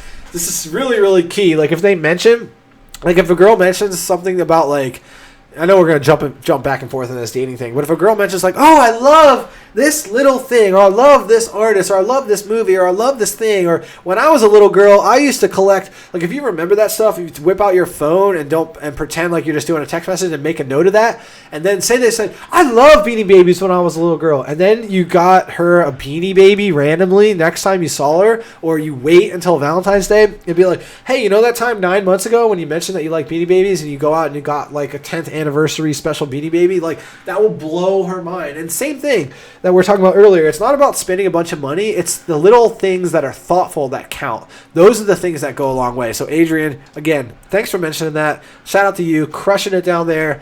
The president of the first ever 1% Engineer Society chapter. Like, what? I can't even believe this is happening. Okay. A girl might be a gold digger. That's funny. No. Just tell her you make, so Adrian, the other Adrian, not Adrian Salazar, Adrian who likes performance capacitors or whatever that stuff was. Just tell her you make 100K and she's all yours. So that would be in the cocky, conceited bragging category. A girl is not attracted to money like that. A girl is attracted to security. A girl is attracted to being with someone who is respected in society, which is why engineers can generally get girls later on in life, and lawyers and doctors, is that everyone wants to be with someone who is powerful and has authority and respect. It's not really about the money. It's more about the respect, to be honest, because you can be a really crappy person and make a ton of money, and that person doesn't want to date you. So I don't agree with that either. You got to act as the poorest guy or person in the world, and then if she passed, then go for her. I don't know about that, random funds. I think you will lose opportunities if you are doing that. I mean, I know what you're trying to say here, that like if the girl still talks to you and you're coming off as like homeless, then yeah, she's probably great. But I think people like that are rare, so I would not advise that. What else do we got here? I'm trying to go back to these questions. Bryce, so if you're saying you're bad at dating, I think it's awesome that you're admitting that. That's like the first step in improving in anything, is acknowledging that you're bad at it. If you have specific questions or any awesome that you went to, or you're going to Iowa State. Yeah, you should, man. I went to Wisconsin for grad school, so everyone I met from Iowa is awesome, Bryce. But if you have a specific dating question or like a story or something that you want help with, or like think like what's your dating or your girl pain points, and you want to bring them up in the chat, we can talk about that, Bryce. Jadvar, this live stream, honestly, when I do live streams, generally this is how it works. I'll make a title of the video just for SEO, so it pops up for random people, like people who are not subscribed, because I want new people to find it. And then what really happens is the live stream turns into what you guys want to talk about, the questions you have. Clay Peter, no, I don't think a frat's worth it. It turns into the questions that you have. It turns into, this is the reason why live streaming is good, is because it's live. Like, it's like we're in a room together. So I get to just talk about what you guys talk about. Like, for example, when you get together with your friends in real life, yeah, you may have like a thing you're going to do, but say you're just hanging out. You would never say, what is this hangout all about here today, guys? Right? You just talk about whatever comes up. You talk about usually whatever is exciting in people's lives, or if you have announcements. In this situation, this community is all about you guys and solving your problems. And Karan, thanks for stopping by. So Hamza, thanks for your question, man. I will get to it in a second. But so, you know, sometimes I have a theme, but like, even when I make it about engineering motivation or student majors, it kind of like goes ebbs and flows, and whatever people want to know, they recognize the value of having somebody right here, right now, with more experience than them, who can answer a question, right? So I just want to answer as many questions as possible. So the live streams really are just like Q&A. But if I make it engineering Q&A as a title every time, as a thumbnail title, I don't think people will find it. Like, I want new people to find this all the time. So Hamza, what do you got here? Any woman in a man's life needs to be a part of the man's life mission.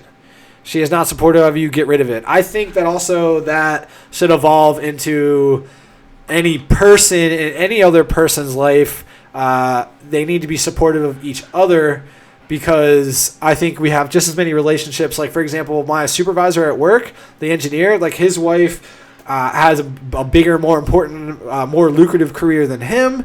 And even though he makes a ton of money and does really well, like, you could just as easily say that about her, right? Like, he needs to support her as much. So I think just being supportive of each other, like, I agree with what you're saying, Hamza. I just think that just be careful of the framing there. Just being supportive of each other. Like, even if it's say you have a woman or one of the people, I like to almost take the genders out of it, and somebody with a very serious career and someone with a much less serious career, but a very, very serious hobby that makes them happy. Like, just because it's like a doctor, I'm taking the genders out of it, a doctor and somebody whose hobby is golf, okay? But golf makes them happy, and they end up like a side trainer, and they're helping other people in the golf community. Even though that doctor works so much more and harder, maybe, like, if they don't support each other, that relationship is not going to work. And this trickles into your family. This trickles into your friends. Like, if you don't support your friends, and if you're, say, what's up, Emmanuel? Thanks for stopping by. If you don't support your friends in their hobbies, they're not going to be friends with you, right? Like, if you don't empower them and say, keep right on going, and things like that. You know what I'm saying? Hamza, you out? You leaving? But yeah, I know what you're saying, Hamza. I do agree. You just know me. I'm just like really sensitive about the gender equality type stuff. That's really, so I just make sure that everybody knows that, because my position, I'm like a big time feminist, which means, you know, I support women, everything, women's movement. So I'm just really careful about wording with things like that. See how you got my attention with that? When am I going to join Google or Facebook? What do you mean, Adrian? So I have a website for 1% Engineer. I'm just more active on YouTube and Facebook. I have a personal Facebook. There's a Facebook group. There's a Facebook page for 1% Engineer. I'm active on Instagram. I put articles out on LinkedIn, including today. I put one out.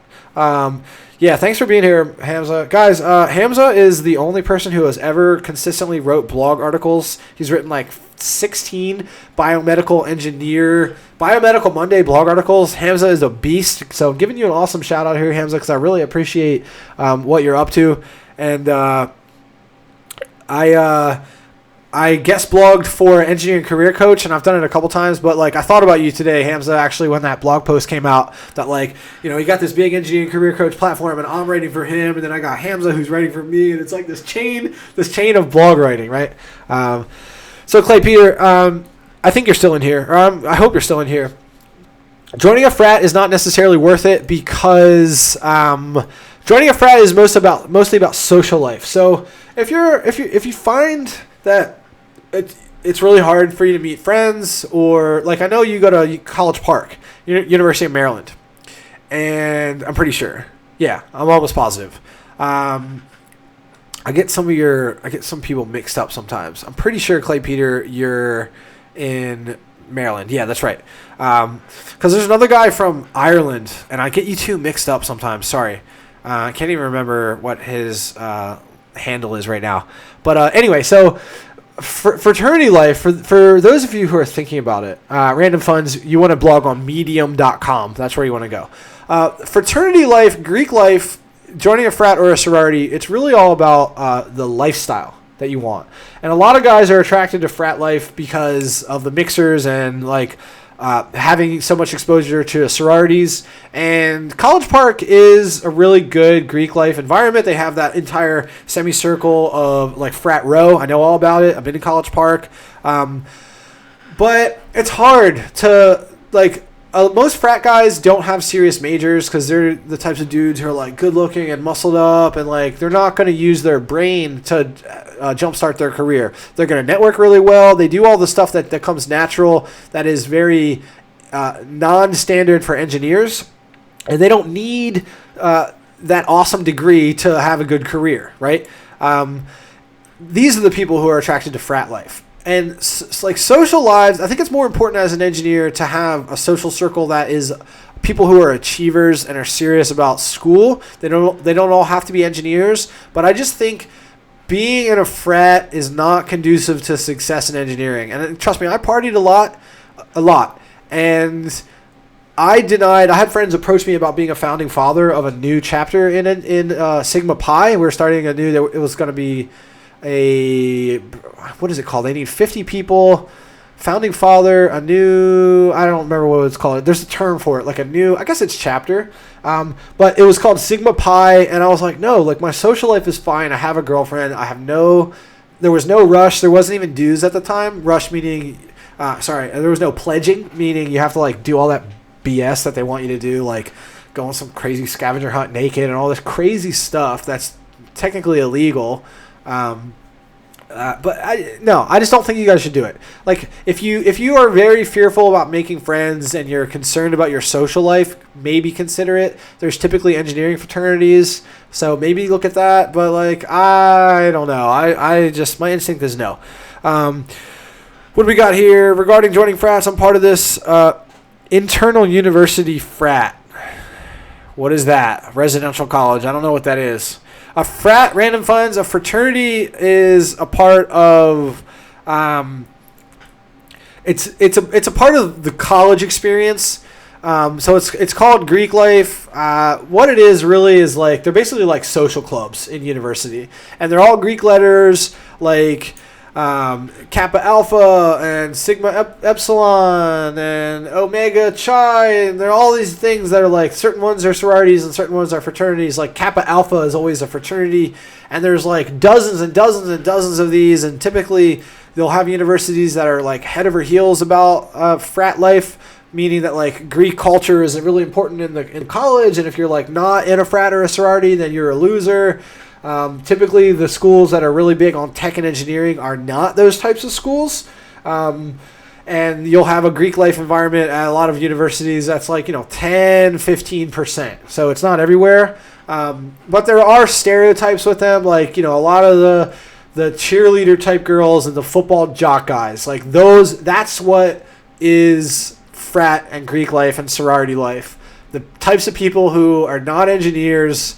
So it just doesn't really mix well. Like we're the people who are in Greek life, not to hate on it too much, but their life definitely peaks in college. They're not going to have the most successful career, in my opinion. So I just don't think. I think you guys should just stay above that. That's the final thing I'm going to say about that.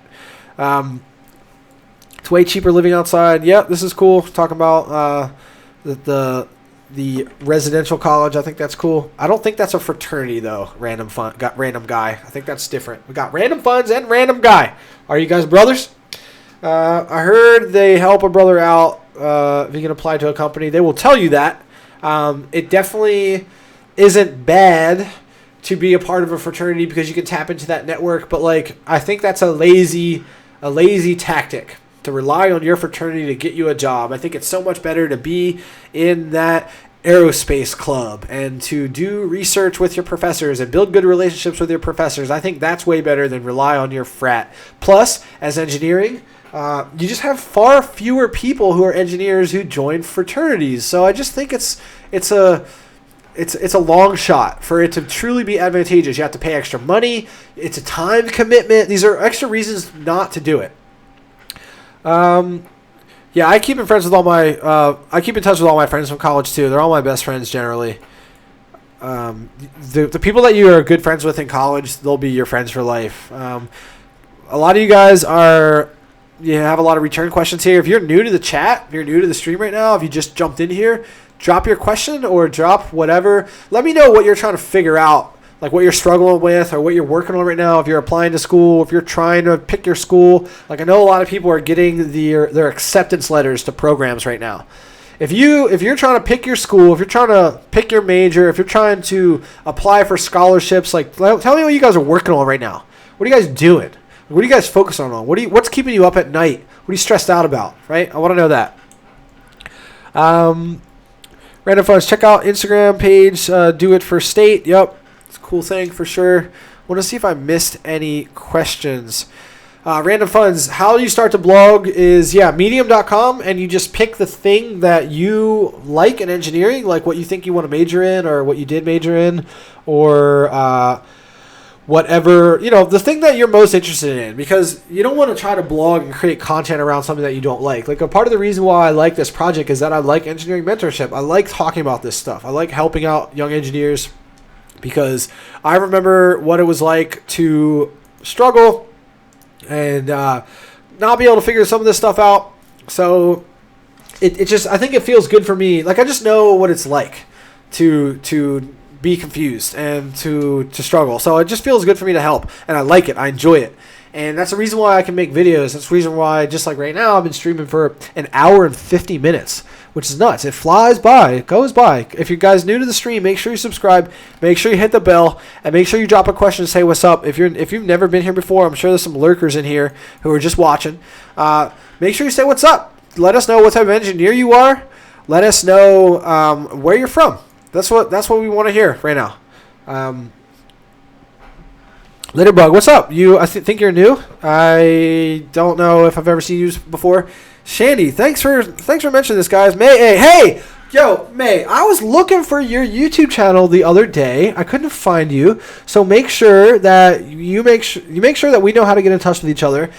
My buddy Harry, who runs Hack Electronics, Harry Kennedy, he's a mechanical engineer, went to Ohio State, and he's crushing it, running his own business right now. Well, trying to figure it out. You said, do you do keynotes in the live chat last time I was live? And I think I missed it, but I've spoken at events for SWE in college, which is Society of Women Engineers. I've spoken for some high schools. I do public speaking. And you asked me if I do keynotes, and Harry screenshotted your question and said, hey, people were asking, you need to add speaking on your website. And I was like, you're absolutely right. I need to add that with a form, request me to speak at your school. So Clay Peter, for example, I would love to come talk over at Maryland. Love it. So let's figure that out, right? But if you guys, especially if you guys are in my area, which I know is very few of you, but I want to figure that out for the future. So I almost need to sneeze right now. I'm starting to get sick. Oh, sure, that was loud. Anyway, so May A, shout out to you for mentioning that. We were talking about you, and I was trying to find you, and I couldn't. I'm gonna blow my nose real quick, guys.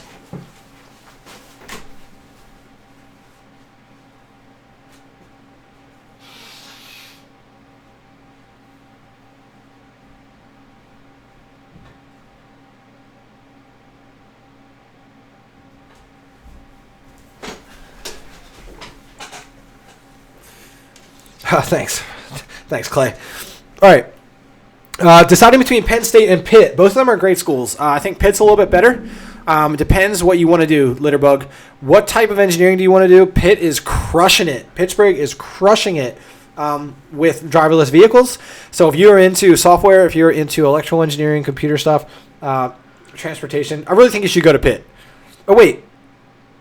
Yeah. There's also Carnegie Mellon that's there, so look at that. Penn State's good. Depends what you want, right? Like, if you want big football school and like crazy fun, go to the state college. Like we have a I live in Delaware. I went to Wisconsin for grad school, so big time Big Ten, respect and all that. But like, there's advantages of going to Penn State. My instinct is just that you should go to Pitt, though. Did I apply to Google or Facebook? No, because I'm not a coder. I also don't think I'm good enough to get into places like that. I'm just not a coder. They don't want people like me. Like, maybe, but I'm not into that. My dream would be, honestly, to...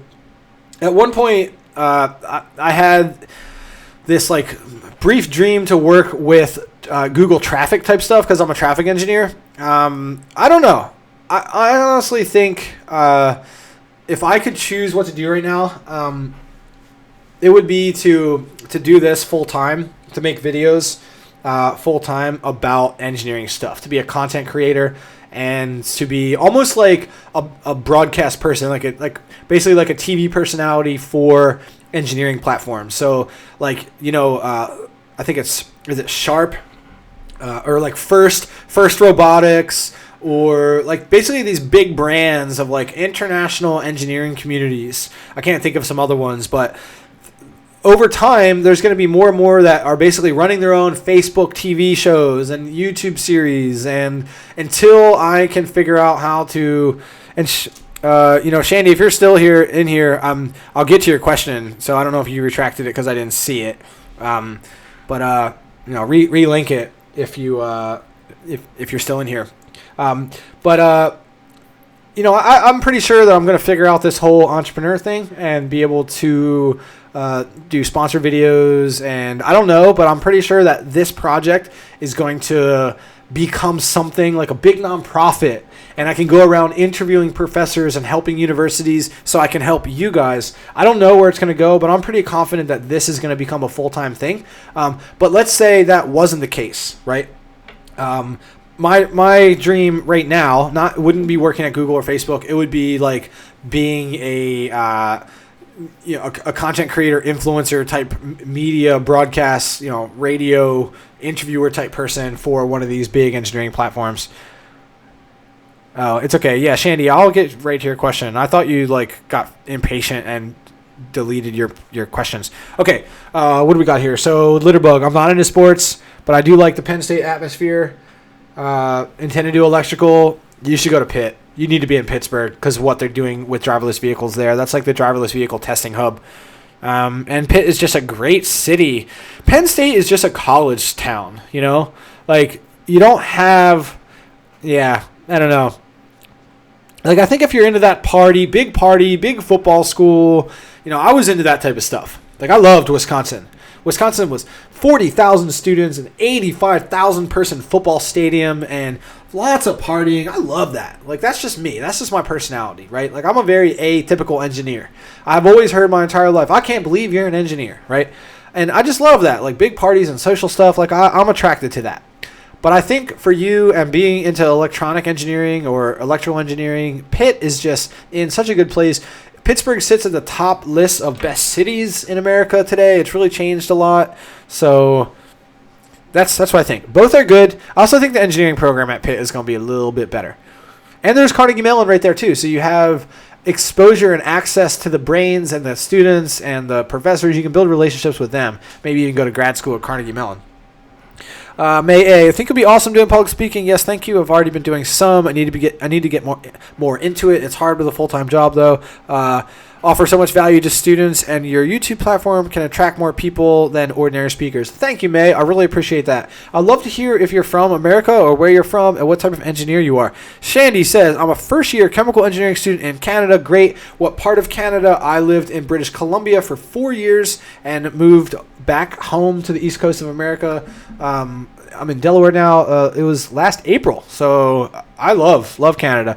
Matt Sylvester, what's up? Thank you so much. Loving the live stream. Really appreciate that. Matt, where are you from again? Remind me. Clay Peter wants to go to Michigan or Texas. You want to, or I know you're in Maryland, right? Like, you go to College Park now, or are you thinking about College Park? You're not quite sure yet. Michigan is really good for, like, automation engineering because of Detroit, and, like, that's where, the birthplace of the car and everything. Texas is good. Like, there's a whole bunch of schools, like University of Texas at Austin, the Longhorns, is really good. And Austin's a really cool city, but, like, I really think you guys should be looking at schools in your state. Don't pay out of state. And it's cool that you're from Ontario, Shandy. I love Canada. I thought I was going to stay for a while. Yep. I don't know when this ends. I just keep going. Like, I'm not really tired. It's only 8:35. I was potentially going to edit a video and release it. I made a video for someone last night. I've been doing more and more specific question videos if they apply from more people. What did that person ask me? It was a Delaware person. Oh, this was the question. Okay. A guy messages me and says, "Hey, man, I'm from Delaware. I know you went to Delaware. Thanks for all that you do. Good stuff. Nice. Mechanical engineering from Ontario, Canada. That's awesome. Do you go to McGill? Do you go to UT?" So what this person said was, "Hey, man, like, I'm just not sure if I'm in the right place." I get this so much. I'm not sure if engineering's for me. Like, I don't know if I'm into it. I don't know if I should change my major to business. And I'm like, okay, bro. So you're halfway through your sophomore year, which means you've endured 3 semesters of college, of civil engineering college. What classes have you taken? And he's like, well, I took Calc 1, 2, and 3. Great. Taken computer science. Great. Taken physics. Great. I have dynamics next spring, so in semester 4, and fluid mechanics down the road. Those are like the hard classes. Those are the ones that will crush you. Computer science, Calc 2, Calc 3 is not easy. Physics is not easy. Physics 2 is not easy. We didn't have to take it. We don't have to take thermo as civil engineers. Dynamics is not easy. But, like, after sophomore year, and even if you're, like, halfway through sophomore year, it starts to get easy from there. Junior year is easier than sophomore year, and senior year is the easiest of all years. So if you can make it, if you can even make it into sophomore year, and especially make it halfway through, like, the worst is behind you. And I used 2 books for examples in the video. So what he's experiencing right now, I love. Seth Godin has 20 New York Times best-selling books. He's a great author.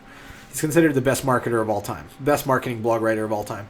So the example of the dip is that you're at this low moment, but it's impossible for you to know that you're in the lowest of low moments. You're in the dip.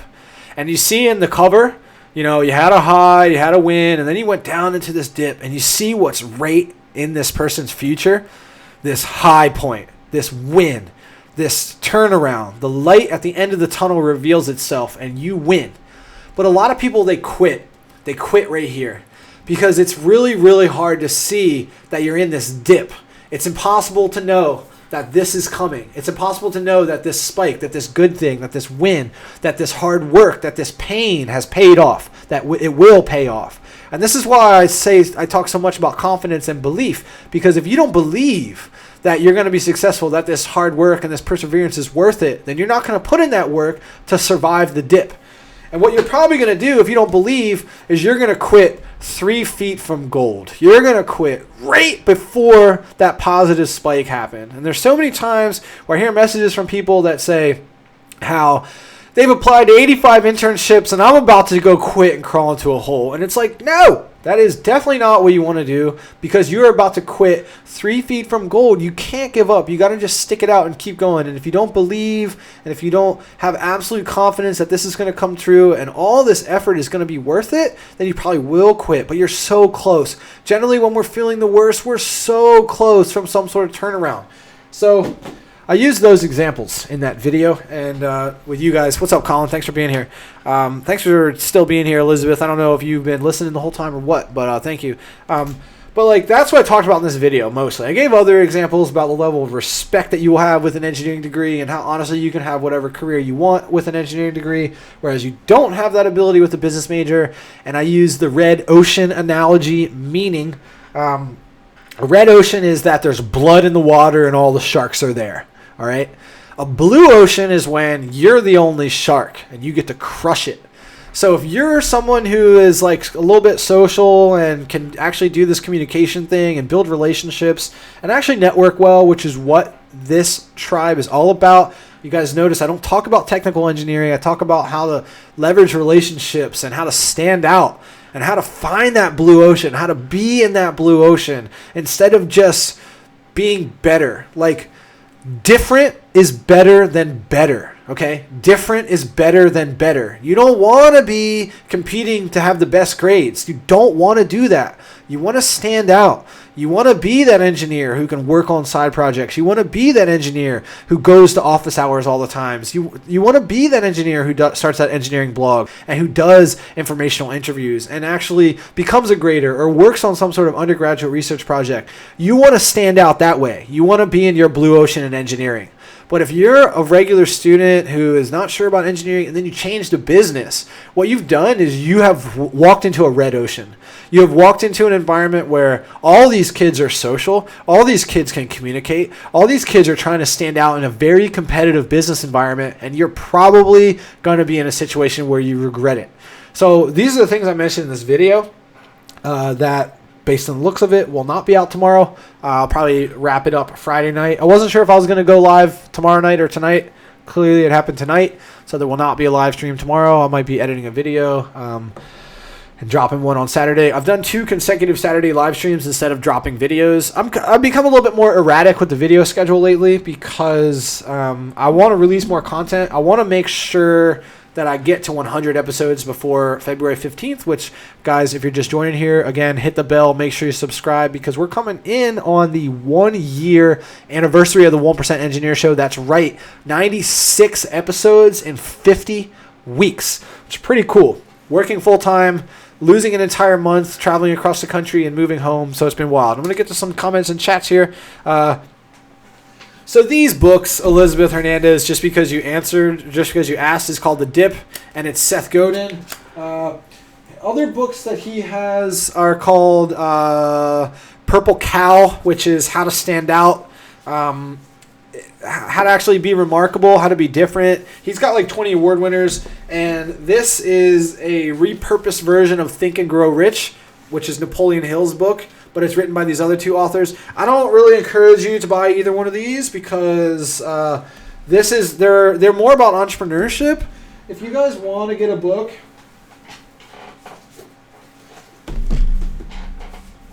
these are the 2 books that you want to get.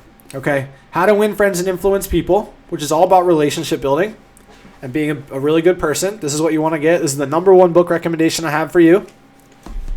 And this, How to Win at College.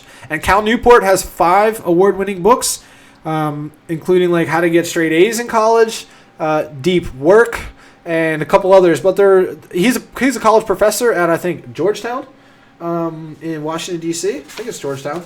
But really his content is all about basically, like, I admire him because he helps college students. He just doesn't have a niche. He hasn't carved out a niche. Which is what I've done, and that's part of the reason why this platform is successful, because there's nobody else doing what I'm doing, which I think is really cool. So I'm going to get to some questions now. Matt Sylvester, thanks for this. Guys, do you notice how if you highlight my name, if you start to type @Jake and then click it so it tags me, you get this highlight in the chat? Actually, you guys can't see it in the stream. That's the problem. I can see it, but you guys can't see it. Interesting. Because I can see it, by the way. Random guy, Matt Sylvester. That's funny that it's not showing the highlight in the chat. That's almost like a glitch. I wish I could show this to you guys. Maybe I probably need to refresh this chat link. Anyway, random funds. I started Engineer Show on February 15th. That's right. This is funny. I've got a couple questions about it being right after Valentine's Day.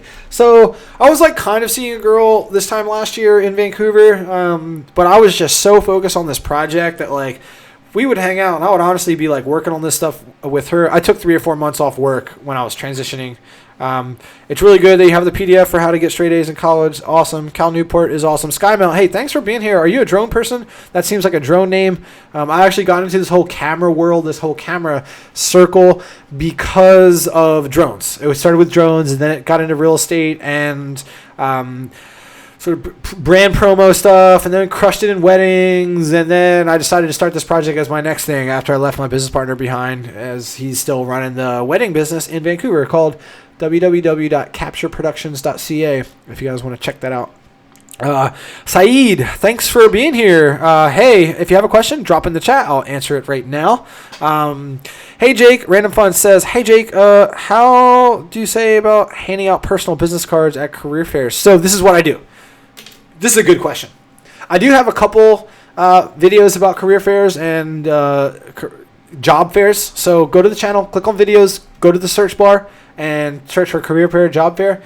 This is how you crush a career fair. I love that you just asked this, because I haven't gotten this question. I get so many, how do I choose the right major? Which is fine, but like it's the same topic. It's the same answer. Figure out what you're interested in. Figure out the major that's right for that. And go for it, right? Job fair. Okay. Pay attention, guys. And if you have a question, I want you to, in the chat below, I want you to mention if you've been to a job fair before or if you've had job fair problems before. I want to know your job fair experience, okay? So this is how you smash a job fair. It all starts before you get there. Just like anything else, it starts in your preparation, all right? You have to know the companies you want to talk to. If you're a civil engineer, for example, Saeed, Random Funds. I'm not sure what type of engineer you are. Sorry, I think you might be electrical, but I might just be guessing there. So what you need to do is you need to have a list of the companies that you want to talk to. And you almost want to have a priority system within that you know that there's like the top 3 that you want to talk to. Okay, great. So figure out the list of companies that are there. All right. Figure out the top 10 list that you want to talk to. I knew that you're electrical and computer. I just had this instinct. Good. Because you don't want to talk to everyone. You only want to talk to the ones that are doing the stuff that you want to get a job in. And then here's what you do. I'm going to give you some real good advice here. So make sure, like stuff that you will have never heard before. So make sure you pay close attention to this. This is the standard stuff. You need to research the companies. But beyond that, clearly you need to know like where they are and what they do and the products that they make. But write this down, okay? You need to go on their social media, go on their blog, and search the internet about that company and figure out what is relevant about the company right now, okay? What awards have they won? What new projects have they announced? Do they have new executives that they've been talking about? What have they been talking about on their social media? What have they been talking about on their blogs? What is going on, okay? And jot down 1 or 2 of those things about, like, have this printed out. Study it like you're studying a quiz, okay? Studying for a quiz. Print it out and have a cheat sheet. And right before you walk up to the job fair table, review. Oh, that's right. They announced this project. They announced that they're using this new software. They won this award. They got a new CTO. And you walk up and, again, this comes down to the confidence thing. You should almost act like you're interviewing them. Like when I used to go to career fairs, this is what I would say. Hey, shake hands, eye contact, firm handshake. How are you today? Blah, blah, blah. And they're almost going to be like, yeah, they want to get. And I say, so what are you guys showing off here at the career fair today? What are you guys, like, what is like the main thing you guys are talking about? That's what I usually say is, what are you guys advertising? What are you showing off at the career fair today? You put them, you switch it. And you totally flip it and you talk about how, why should I be here to talk to you? And what now it's like this mental shift, right? Now they're selling themselves to you, okay? And you get them talking, right? And then you're engaging in XYZ, and you're almost waiting for an opportunity to insert this knowledge that you have. Yeah, that's right. I heard about that new project, and you're doing this, this, and that. And immediately they will be impressed. And what they will do after they get your resume, they'll freaking put a star on it. And they'll say, this dude knew everything. This person, this student, sorry, I know, Elizabeth, this student knew everything. And you will impress them. They will remember you. No one else will have done that. And that's not even my best tip, okay? That's not even my best tip. Here's the best tip. All right, Random Funds. What school were you at again? Were you saying that you're Ontario? I don't think you ever mentioned, or I missed it. But check this out, okay? I need to make a video about this. You can almost figure out who each company, because you're going to get the list of companies that are at the career fair, you can almost specifically figure out which employees they are going to send to the career fair. You can almost forecast, leveraging some search functions in LinkedIn that I'm about to tell you right now, you can almost forecast exactly, good, Purdue. I applied to Purdue for grad school. Purdue is a great school, West Lafayette, Indiana, great engineering program. I did not get in. Oh, yeah, at Fort Wayne, no problem. Fort Wayne is where Tirthak Saha is. So, random funds, I need to get you connected to Tirthak, who is the power engineer who's on the Forbes 30 under 30 list, who I interviewed lately. I don't know if you saw that interview, but he's in Fort Wayne, bro. So you guys need to get connected, and he is an electrical engineer. So this is part of the power of the 1% engineer, guys, is that good. Oh, yeah, did he come to your school, Random Funds? Didn't he talk to you? Okay, this is how you can figure out almost, it's not a guarantee. Good. I knew it. Good. Keep in touch with Tirthak. He's a game changer. And Elizabeth, let me know how your career fair went today. And I want you to tell everyone in 1% Nation, if you were to go back and redo that, if you were to go, well, like, what did you learn so that you can implement it to change it up next time and do better next time? I want to know, as you reflect and as you write it out and share, it will help you lock in those memories, and you will be able to even more so implement those changes for next time. But this is what you do, guys. Okay. So Fort Wayne, Indiana, that's where this career fair is for Random Funds. And he's at Purdue. So this is what you do. You go to LinkedIn. This is like crazy, crazy good advice. All right. You go to LinkedIn. All right. There's a search feature that you can use, even with a free account. I've never even had a premium account. And if you want a premium account to tinker with it, you can sign up for free for 30 days. Okay. This is what you do. Companies, when they sign up for a career fair at Purdue, Fort Wayne, generally what they will do is they will send, they're participating in this career fair because they have a company in that geographic area. So they have an office in that area. And typically people from that office some of them went to your school. And some of those professionals who are electrical engineers, who went to your school, who work in a company nearby, have recently graduated. Okay? These are the people who are going to be running the booth at your career fair. They want people who are just out of school. It'll generally be like maybe one older manager, but two younger people, or one younger person and one older manager. Or in like my company, Panoni, we just send 2 or 3 young people. So what you can do is you can go to LinkedIn, and with your search queries, you can search Fort Wayne, Indiana, geography, school is Purdue, and you can enter in the company, okay? And all 3 of those, and it will only come up with a certain amount of professionals, right?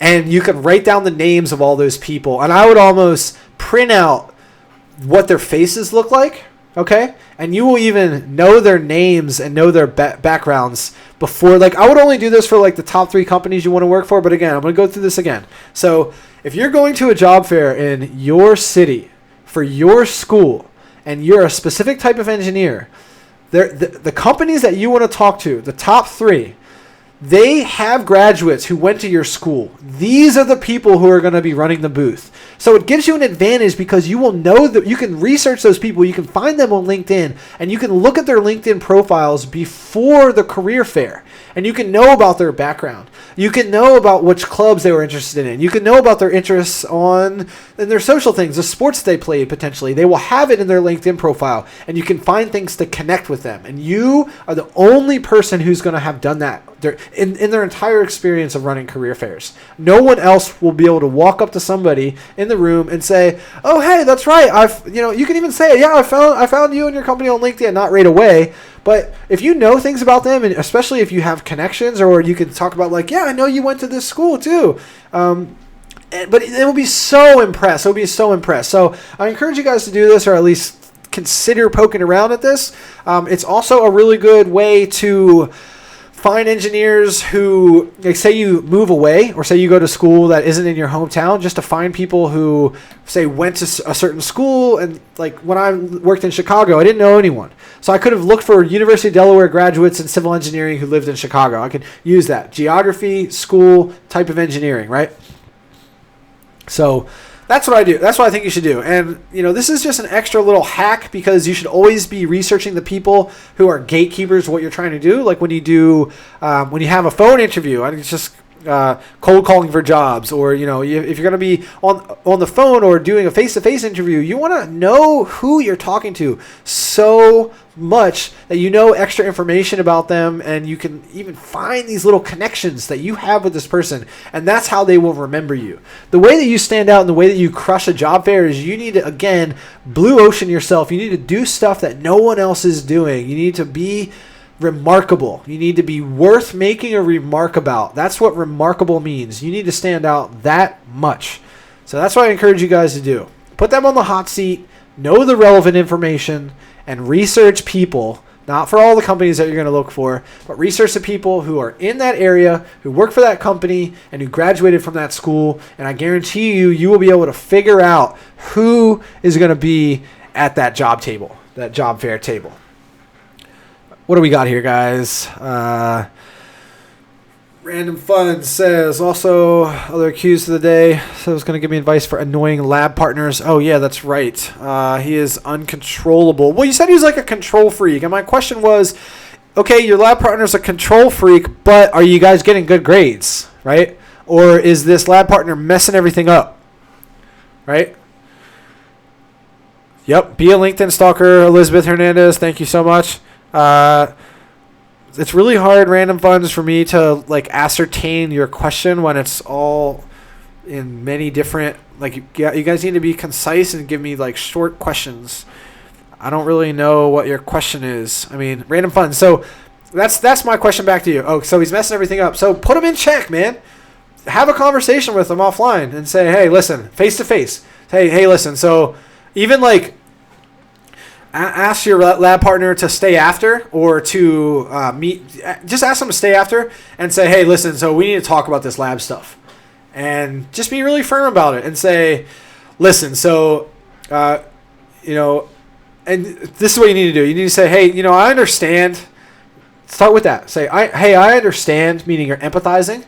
Hey, I understand that, this is your style, and you like to run, like, don't demean them or say anything negative about them. Do it like this. This is democracy. This is negotiation. Say, hey, I understand that, the way that we've been running this lab partnership is, this is, I guess, what you like, and this is your style. But listen, I think there are some ways that we can improve this.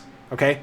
And I have some suggestions for this, and I really believe that we can work on this a little bit more 50-50. I think that we can get better grades this way, and I have some suggestions for this, all right? And if the person is absolutely ridiculous and being all crazy about it and like doesn't want to even have a civil conversation with you, that's a different story. But generally, if you frame this well and you don't like attack that person and you just want to improve the grades for you and your lab partner, and you guys are basically being a team together, this person is they're going to be cooperative. They're going to be receptive to talking about that. So that's my advice. I think if this person just has a big ego, the way to, shatter that ego is just remind this person that, I guess it's a guy, you're saying he, remind him that it's like, if this style was working, then we'd be getting good grades. Okay. I don't think you're, yeah, thanks, Random Funds. I know you got to go, but I hope that helps you. But and if as a last resort, you can talk to your professor and talk to your TA, but I wouldn't do that right away. That's going to probably make things worse, to be honest. That's kind of like if you're getting bullied in elementary school, going right to the teacher. There's other ways to deal with it, right? And I know this isn't a bully type situation, but it's just the example that came to mind. Yes. So Os, I don't know, Os824. What should I call you? Is it Os? Are you an Aussie? Are you from Australia? Should I call you Os? Is it Austin? So Os, yeah, you can absolutely get internships at career fairs. That's really what it's all about. This is the play, guys. And once you impress someone at a career fair, that's step one. But what you do is you take those business cards, and the next day, or 2 days from then, do it right away. Do it the next day. Email them and thank them for taking the time to talk to you, and mention one thing that was significant about your conversation. Mention some way that they will remember you, right? Even take notes after every conversation that you have, okay? And then what you need to do is you need to maintain that relationship. 2-3 weeks later, like don't wait a whole month. 2-3 weeks later, stay in touch with the company. Like Follow them on social media. Like, hey, I saw that your company did this. Or if it's the sector that you want to, say it's aerospace, be like, hey, did you see the SpaceX launch? Like, be current. Show them that you're a thought leader. Show them that you're tuned into the industry. And just maintain that communication. Then what you do after about 2 or 3 months of emailing every couple weeks, you ask for an informational interview. You ask for an informational interview. You don't ask for an internship. You don't ask for a job. You ask for an informational interview. You say, hey, I really liked you. I really think that your company is intriguing, and I'm very passionate about what your company does. And I think this could possibly be a part of my career future. I would love to come in and learn more about what you do and your career and what your company does in this industry. And they will say yes. And this is also where if you have an engineering blog, you can leverage that blog and say, hey, I also write an engineering blog, and I would love to feature you in one of my blog posts, you and your story. And now it's a give. You're not asking for an informational interview. You're giving them exposure, right? So this is why I really want you guys to start engineering blogs or engineering projects or something, some way of bringing them value, not even having an ask. And after you have that informational interview, if you can communicate well, and since there's not anything on the line, it's not like a nervous situation, you're just going in and having a conversation and you ask them good questions, you are really putting yourself on display. You're showing that you're a good communicator. You're showing them that you're smart and you're ambitious, right? And they will just remember you so much better than everyone else because nobody asks for informational interviews. It's rare. It's a little bit more common later on, junior, senior year, but this is how you get an internship. And then when it's time, you wait until after that, and then you say, hey, by the way, I've been really following your company, and I really appreciated all that information you told me, and I really think this is something I want to explore a little bit more for my career, and I'm curious if you have any internship opportunities for this summer. And even if they don't have any available, they will make one available to you. That happened to me in Federal Highway. I asked them for an internship after impressing people, and they said, we weren't planning on hiring anybody, but we can figure out this winter internship. I got an internship for only 6 weeks because that was all the time that I had, and they made it happen. They made it happen because I impressed them. What do you guys got here? Austin. I knew it was Austin. Awesome. Joseph, thanks for stopping by. I think you are new here. I don't recognize you. This is the 1% Engineer Show. We're almost here at the 1-year anniversary. So make sure you subscribe. I release 2 or 3 engineering student success and engineering career success videos every week, including fun 2.5-hour live streams just like this, where there's been between 25 and 30 people live this entire time. And part of the reason I do this, guys, is because it's really good for the channel. Not to mention the fact that it gives you so much value. Like, I would have had to make 50 different videos tonight in order to answer all your individual questions. But think about the access to a mentor, the access to an encyclopedia of engineering student experience and engineering career exposure that you get from having somebody who literally is on the other end of some webcam from some other place around the world, and you get to ask me your questions. Like, this is how you build a tribe. This is 1% Nation. This is a community right here. So I love this, and it's really good for the channel. It brings in new people. All you guys get emailed or push notifications about this, and my dream is just to help as many engineers as possible. I know that that's the path to success in life and business. The joke always is, a lot of you guys as engineers, you're attached to heavy salaries. What's the biggest salary? You want to make $1 million in your career? Help 1 million people. You want to make $10 million in your career? Help 10 million people. So I think that's the path, is you don't always worry about what you're going to get out of it. You try to offer as much value as possible. And the way hey, I'm Revoke. Nice to meet you. Make sure you subscribe. I don't know if I notice or recognize you guys. And Joey, too. Thanks for stopping by. Hey, Danny. What's up? Yeah, this has been a 2.5-hour live stream. Going crazy over here. Danny and I work together, so we literally have been chatting throughout the day. I did mention speaking at your SWE event earlier, so it's awesome that you're rolling in here. And this is still such a weird concept to me. I have lots of real-life engineering friends, and Danny, we've only just barely been around each other in person. But having people that are not a part of my 1% engineer community or online influencers community, I collaborate with so many people. For example, you guys saw Major Prep drop into this chat. I've never met him, right? Most of this 1% Nation tribe and community are people who I've never met. And so it's crazy, Danny, that I have this, we work together, we're coworkers, and that I guess this is hard for me to explain, but it's this whole thing of us working together and you knowing about this, and like I guess it's the intersection of my real life and this is just very weird. Yeah, it's when worlds collide. That's right. And it's funny. I always look at your smiley faces because I always do them like that. Oh crap! It didn't. I always do them like that with the parentheses on the other side. So I always look at yours and I like stare at it. Anyway, so this is just always so crazy. And what's cool, Danny, is that most of my real life friends, and actually all my real life friends, know about this. And a lot of my colleagues know about this. A lot of Pannoni knows about this. But you're the only person who you literally comment on every video. Like, I know you listen. Hey, what's up, Tech Talk? What's up, Gilda De Silva? Hey, thanks for stopping by, guys. Sorry if I just axe murdered your name. Drop whatever questions you guys have into the stream. We talked about engineering news for about 24 seconds and then got into questions, which is standard. And by that, I mean, it's about 24 minutes. We talked about robotics. We talked about blockchain. We talked about Elon Musk selling 20,000 flamethrowers for $500 each. I missed out on that. Anyway, Danny, to get back to that, it's just really cool. So I appreciate you, right?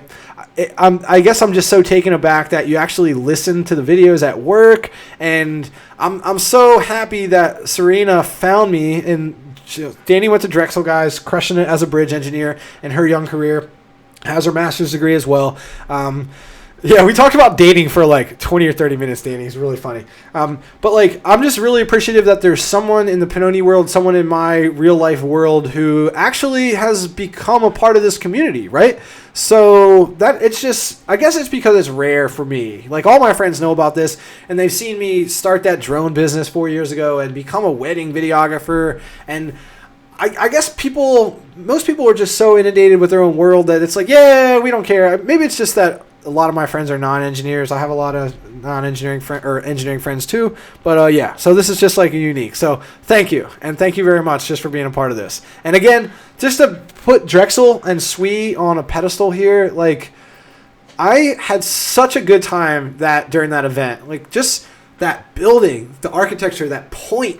I don't even remember what that building was called, and like, you guys had such good food and that vibe, like the little mixer type environment. I know I was like setting up cameras and everything, but like, that was so good. And this is why I guess it was today, we're talking about how you have your officer meeting every Sunday or every 2 Sundays. I'm like, yeah, I just want to come back because there was just such a good aura and energy around that whole SWE, Society of Women Engineers group at Drexel in Philadelphia that I just want to be a part of that still. So, or and support you guys as much as possible. So, and it's not that far, because there's so many cool people that I meet from California and Texas, but it's just not realistic to be there. Maybe one day.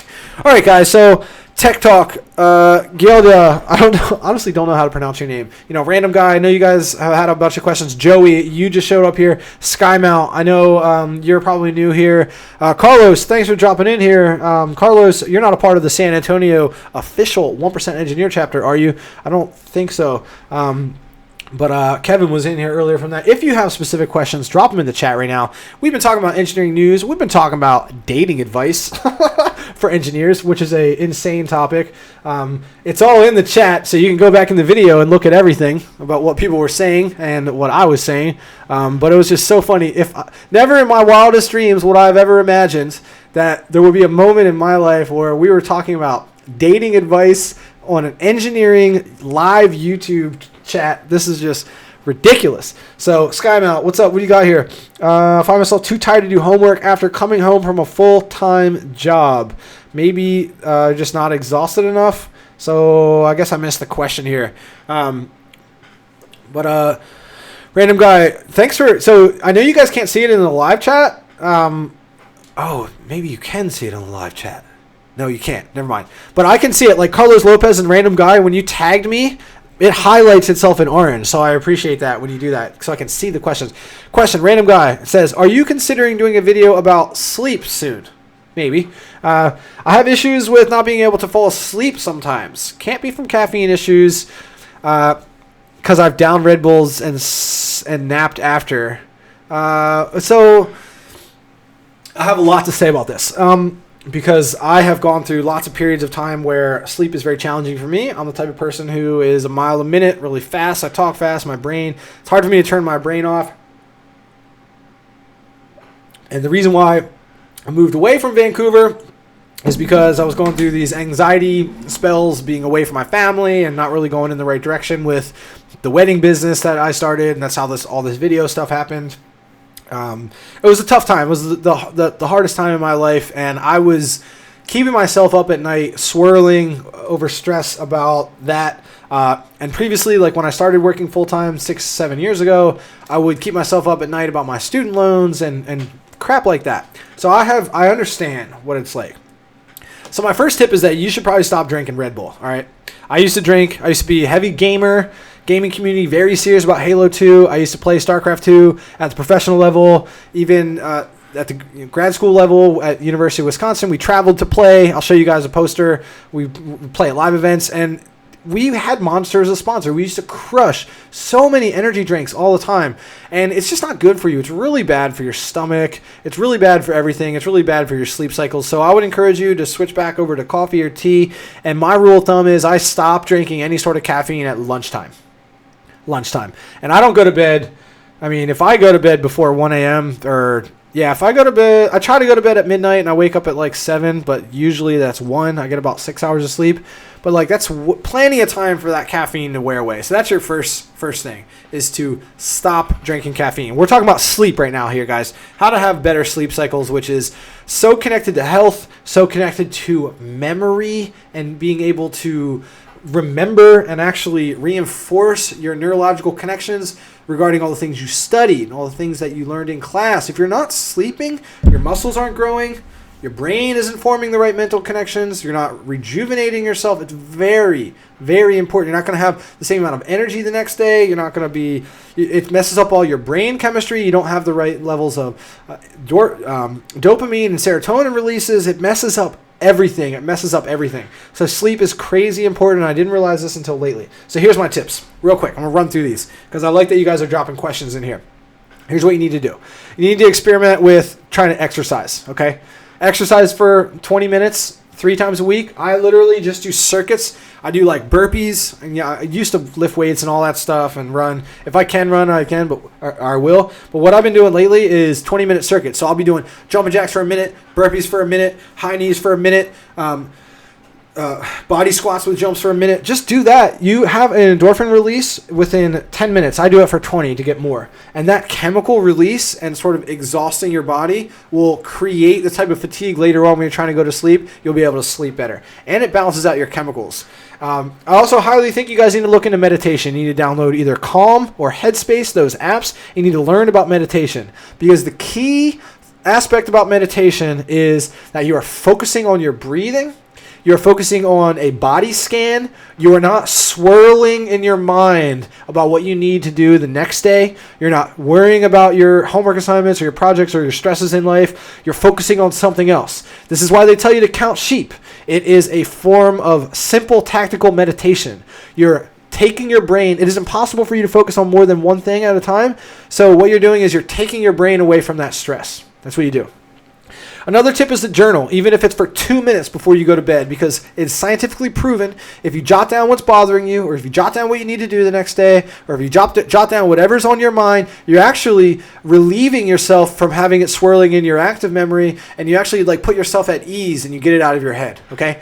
So meditate for 7 to 10 minutes a day, all right? Focus on how you can think about your breathing when you're falling asleep. Meditation gets you ready for when you're ready to relax and fall asleep. You're actually able to focus on your breathing. You're actually able to take your mind off of those stressors. Exercise a couple times a week. I guarantee you, if you start exercising, you'll be able to fall asleep better. Don't stay up late and then be all messed up. You need to get in a routine of going to bed at the same time every night. And please, if you don't know about this yet, if you are looking at your phone before bed, you are communicating with your brain that this is the sun. Your brain literally thinks this is the sun if you are looking at your phone before you go to bed. So most of the people that I follow, most of the entrepreneurs and the game changers of the world, all the people who are in this book, almost all of them not only have a morning ritual to get rolling every day, which involves things like meditation and exercise and gratitude practices and journaling and goal setting, but they have a sleep routine where they put their freaking phone away on silent an hour before bed. They read before bed. They meditate or journal before bed. They have some sort of, what's up, Joma? Thanks for stopping by. Guys, I mentioned Joma a couple times on this channel. Mentioned how you're crushing it now with 12, probably by like 13 or 14,000 subscribers right now. Joma and I are doing some future live stream collabs pretty soon. So go over to Joma's channel and subscribe, guys. He works for Facebook. He's a data analyst. I got some data analyst questions here tonight, Joma, and mentioned you. But he's crushing it. I really liked your video, that chess video. I really thought it was funny. I did like it. And your day in the life of a Facebook engineer, I think you should do a round 2 of that and narrate it, but it's really good. I don't know. I think it was up to like 65,000 views last time I looked at it. But yeah, go over and subscribe to Joma's channel, guys. He goes live all the time. And it's really just crushing it. It's got a collab with Mayuko. I think that I mentioned Mayuko here tonight. I went through, Joma, by the way, I went through my the video that I already filmed, so it's locked in, of my top 10 engineering channels to follow list, and mention how you're on there, Mayuko's on there, and yeah, it's okay that you just copied her. I saw that in the comments. People were onto that, but it's cool. Death Dungeon, hey, what's up, man?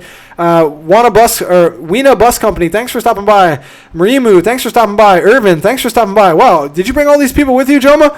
Oh, I got some Discord questions tonight, Joma, and again, brought you up because I think you're crushing it with that. I've been kind of like using your Discord community to like poke around and see how you run that. I think it's really good, but I got some requests. So I think Joma Squad, that's so funny. I think they did come with you, Joma. But I think I got a lot of requests for it. So I think it's something that can definitely be incorporated into a 1% Nation. So really going to look into that. So, yes, Emmanuel, thanks for mentioning that meditation actually works, because I thought it was voodoo for a while until the entrepreneurs that I look up to, like, honestly, in this book, in Tim Ferriss's Tool of Titans book, after interviewing, I think there's 250 ballers in this book that he interviewed. And he's got another one out called A Tribe of Mentors, because this came out last summer of 20, or it was like winter, around this time last year.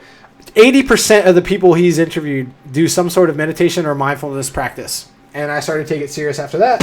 And it's now a proven hard data science. Tim Ferriss is the man. Headspace is good. I mentioned Headspace and Calm, I think, right before you joined Joma.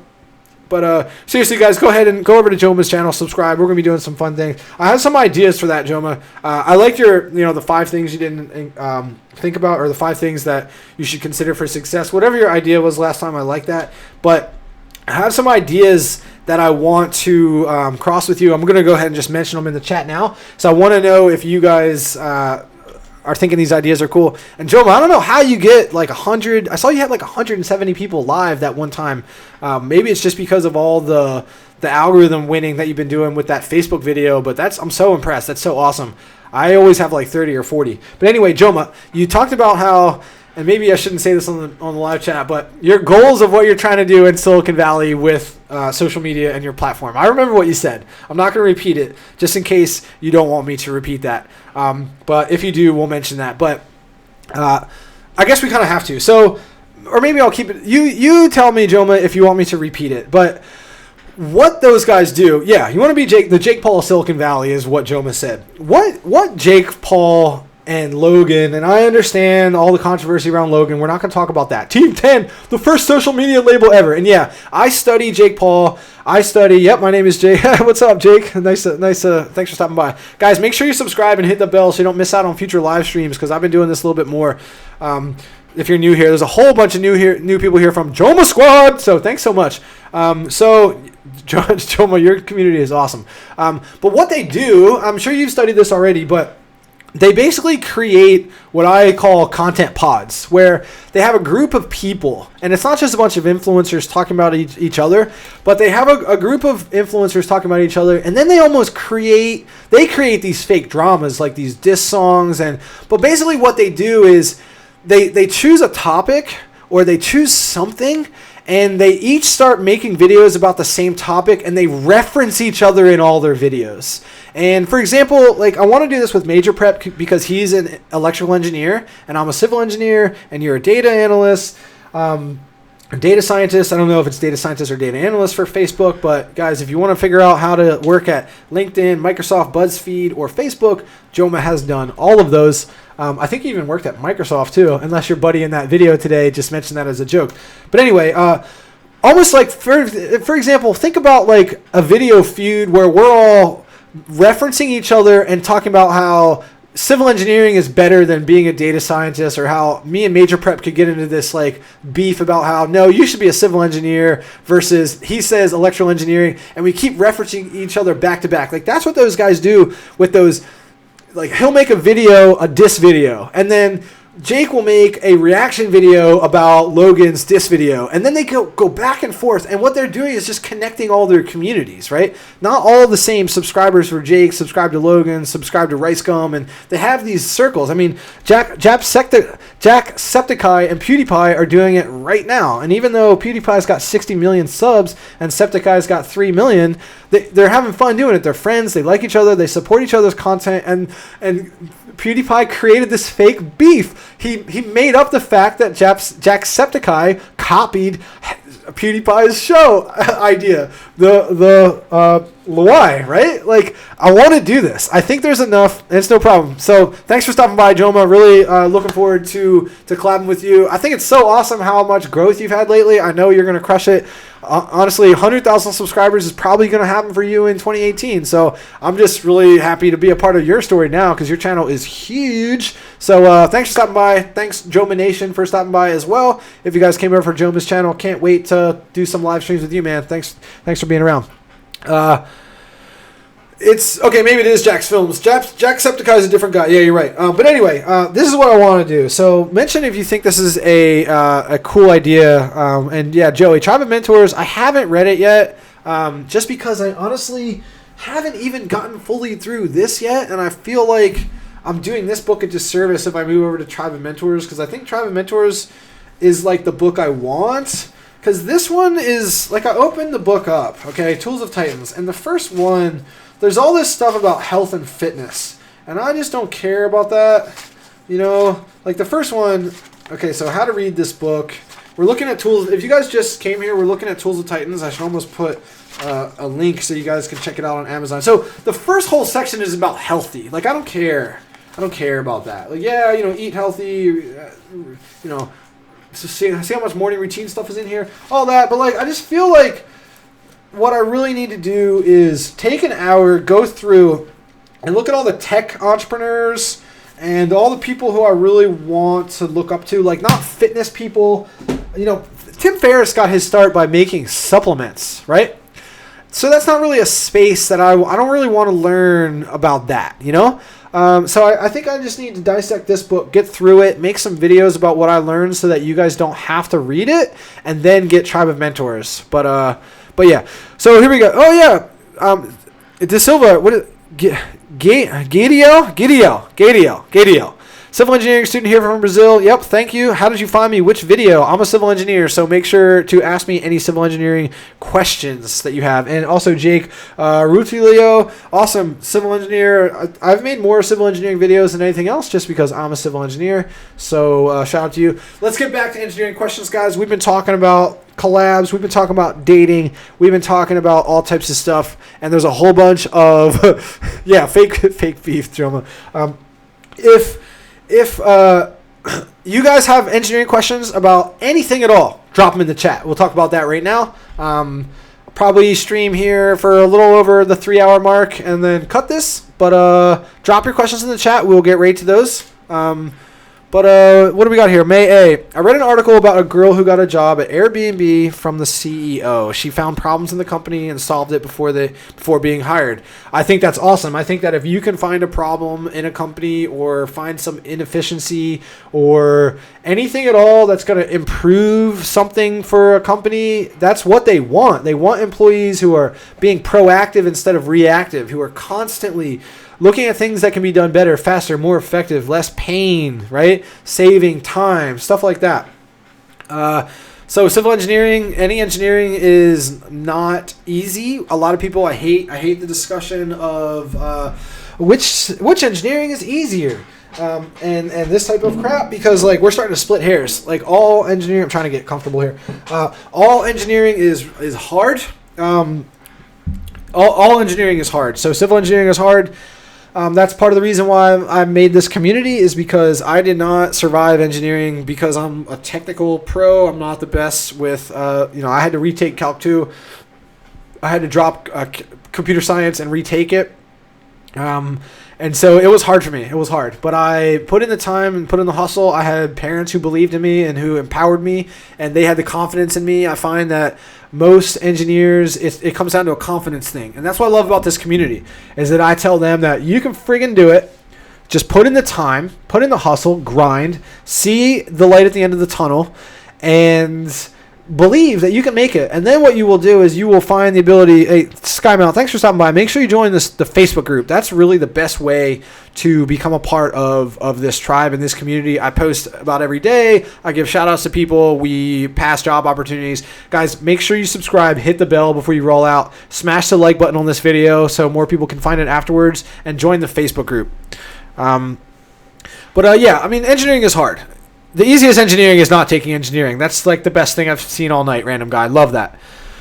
Okay, guys, have I missed any of your questions? If I missed any of your questions, drop them back down in the chat below. I know I definitely missed some questions. SkyMount, Jake, would you exercise? Exercise does help with focus, by the way. I don't know if you're still in here, SkyMount, but other people can benefit from this. It makes your brain work better. It connects the left side and the right side of your brain considerably better, so you are able to fire at all cylinders a little bit more powerfully. Joma Squad, glad you guys know about him. How did you guys find Joma? What else do we have here?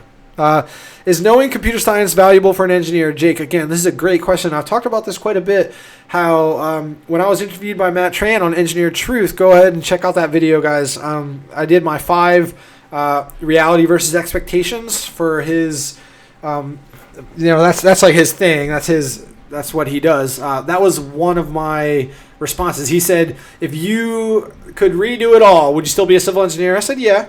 And I said, but what I would have done is learn more about coding, been less scared about coding, because I recognize the power of being any type of engineer plus being able to code. I've had colleagues who can code and run scripts and automate things, even as a civil engineer, which most likely uses the least amount of coding of some of the engineerings, but it certainly has value, especially going forward. What's up, Mohammed? Thanks for stopping by. Mechanical versus electrical for future jobs. People are telling me to switch because electrical has a way better future. So I love this question, Mohammed, because I hate this question. Okay. Trying to forecast the job market in the future, trying to guess what salaries are going to be like, or the internet wasn't a thing 20 years ago, and mobile phones were barely a thing 10 years ago. It is impossible to forecast anything in this world. And plus, not to mention the fact that that's a ridiculous statement, because mechanical engineers are required for nanotechnology, mechanical engineers are required for robotics, mechanical engineers are required for anything in aerospace. So that's just ridiculous. So anyone telling you that you should switch from mechanical to electrical engineering, they don't know what they're talking about. Plus, the only person who can choose a major is you. The best way to be successful and to crush it in your career is to find yourself in a college major where you're interested and passionate and excited to be in that major and to be in that field, so that you can then perform really well as a student and then as a young professional, and then you can get promotions, you can get recognition from your bosses and your job, and you can rise through the ranks, whether that's technically or managerially. And it doesn't happen if you choose a major for you that other people have selected. So please don't fall into that trap. If you like mechanical engineering, if you like SolidWorks, if you like designing the parts, or if you like one of the 3 facets of mechanical engineering, which the 3 facets of mechanical engineering are manufacturing and machining, like designing parts, thermal stuff. So, for example, combustion and the ability to work with engines, whether that be in an aerospace or an automotive application, and then heating and cooling in terms of infrastructure systems. Like, there are mechanical engineers who work with all the ducts and all of the heating and cooling systems in every single building and every single vehicle system, like the heating and cooling systems in trains, everything else. So mechanical engineers have a great future. It's not going anywhere. You have to design all the parts for nanobots and robotics. So don't listen to them. Don't listen to them. What do we got here? Random guy. I had this discussion with my family. They told me to consider what countries are less likely to be attacked by ISIS. This is ridiculous. I don't want to talk about this, which is why Japan is my family's top choice. You should not go to Japan. I encourage you to investigate. Like, Japan is a beautiful country, and Japanese people are very respectful and awesome people. But I encourage you to go on the internet and Google about what the work culture is like in Japan, and the reasons why Japan has more suicide than any other country in the world, because of the basically it's like almost socialism. So the CEOs on average only make about 10 times more than the average worker, whereas in America it's anywhere between 300 and 500 times more money. So you don't make that much money in Japan, and you work very long hours, and you're expected to do so. And so your social life suffers, and your family life suffers. So a lot of young Japanese, like Japanese millennials today, they don't have good relationships with their fathers and their mothers, and they a lot of Japanese business people end up basically retiring and dying alone because their family hates them. It's really like the work culture in Japan is very, very in disarray, honestly. Like, they need to figure this out. They have a big problem with this in Japan. So I think Japan is great for cultural significance. The people are very nice. All the Japanese people I have ever met, most notably in Vancouver when I lived there for 4 years, very great people. Food is great. Visiting there is great. But I would definitely do a lot of research before you start talking about working in Japan.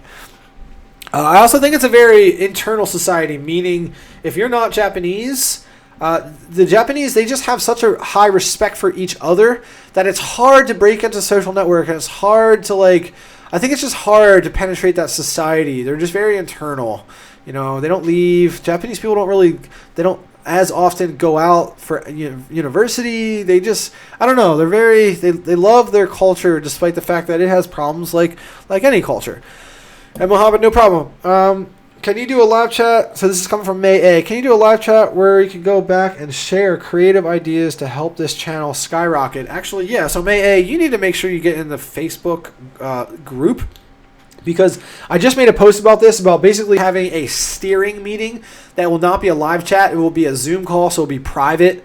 And we can also do, if you guys have mics and webcams, which all of you do because you have laptops, I want to hear from you guys about what you want to see in 2018, about how I can create more value and more community and build a bigger and better tribe for 1% Nation in the future. And because we're coming down here at the 1 year anniversary, which happens in about 2 weeks of this project. That's right, 96 episodes in a year, less than a year. I'm really proud of that. But I do want to hear from you guys. I want to hear your ideas about what you want.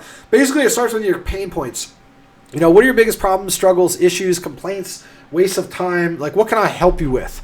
How can you leverage my experience? I'm a 30-year-old engineer. I turned 31 in June.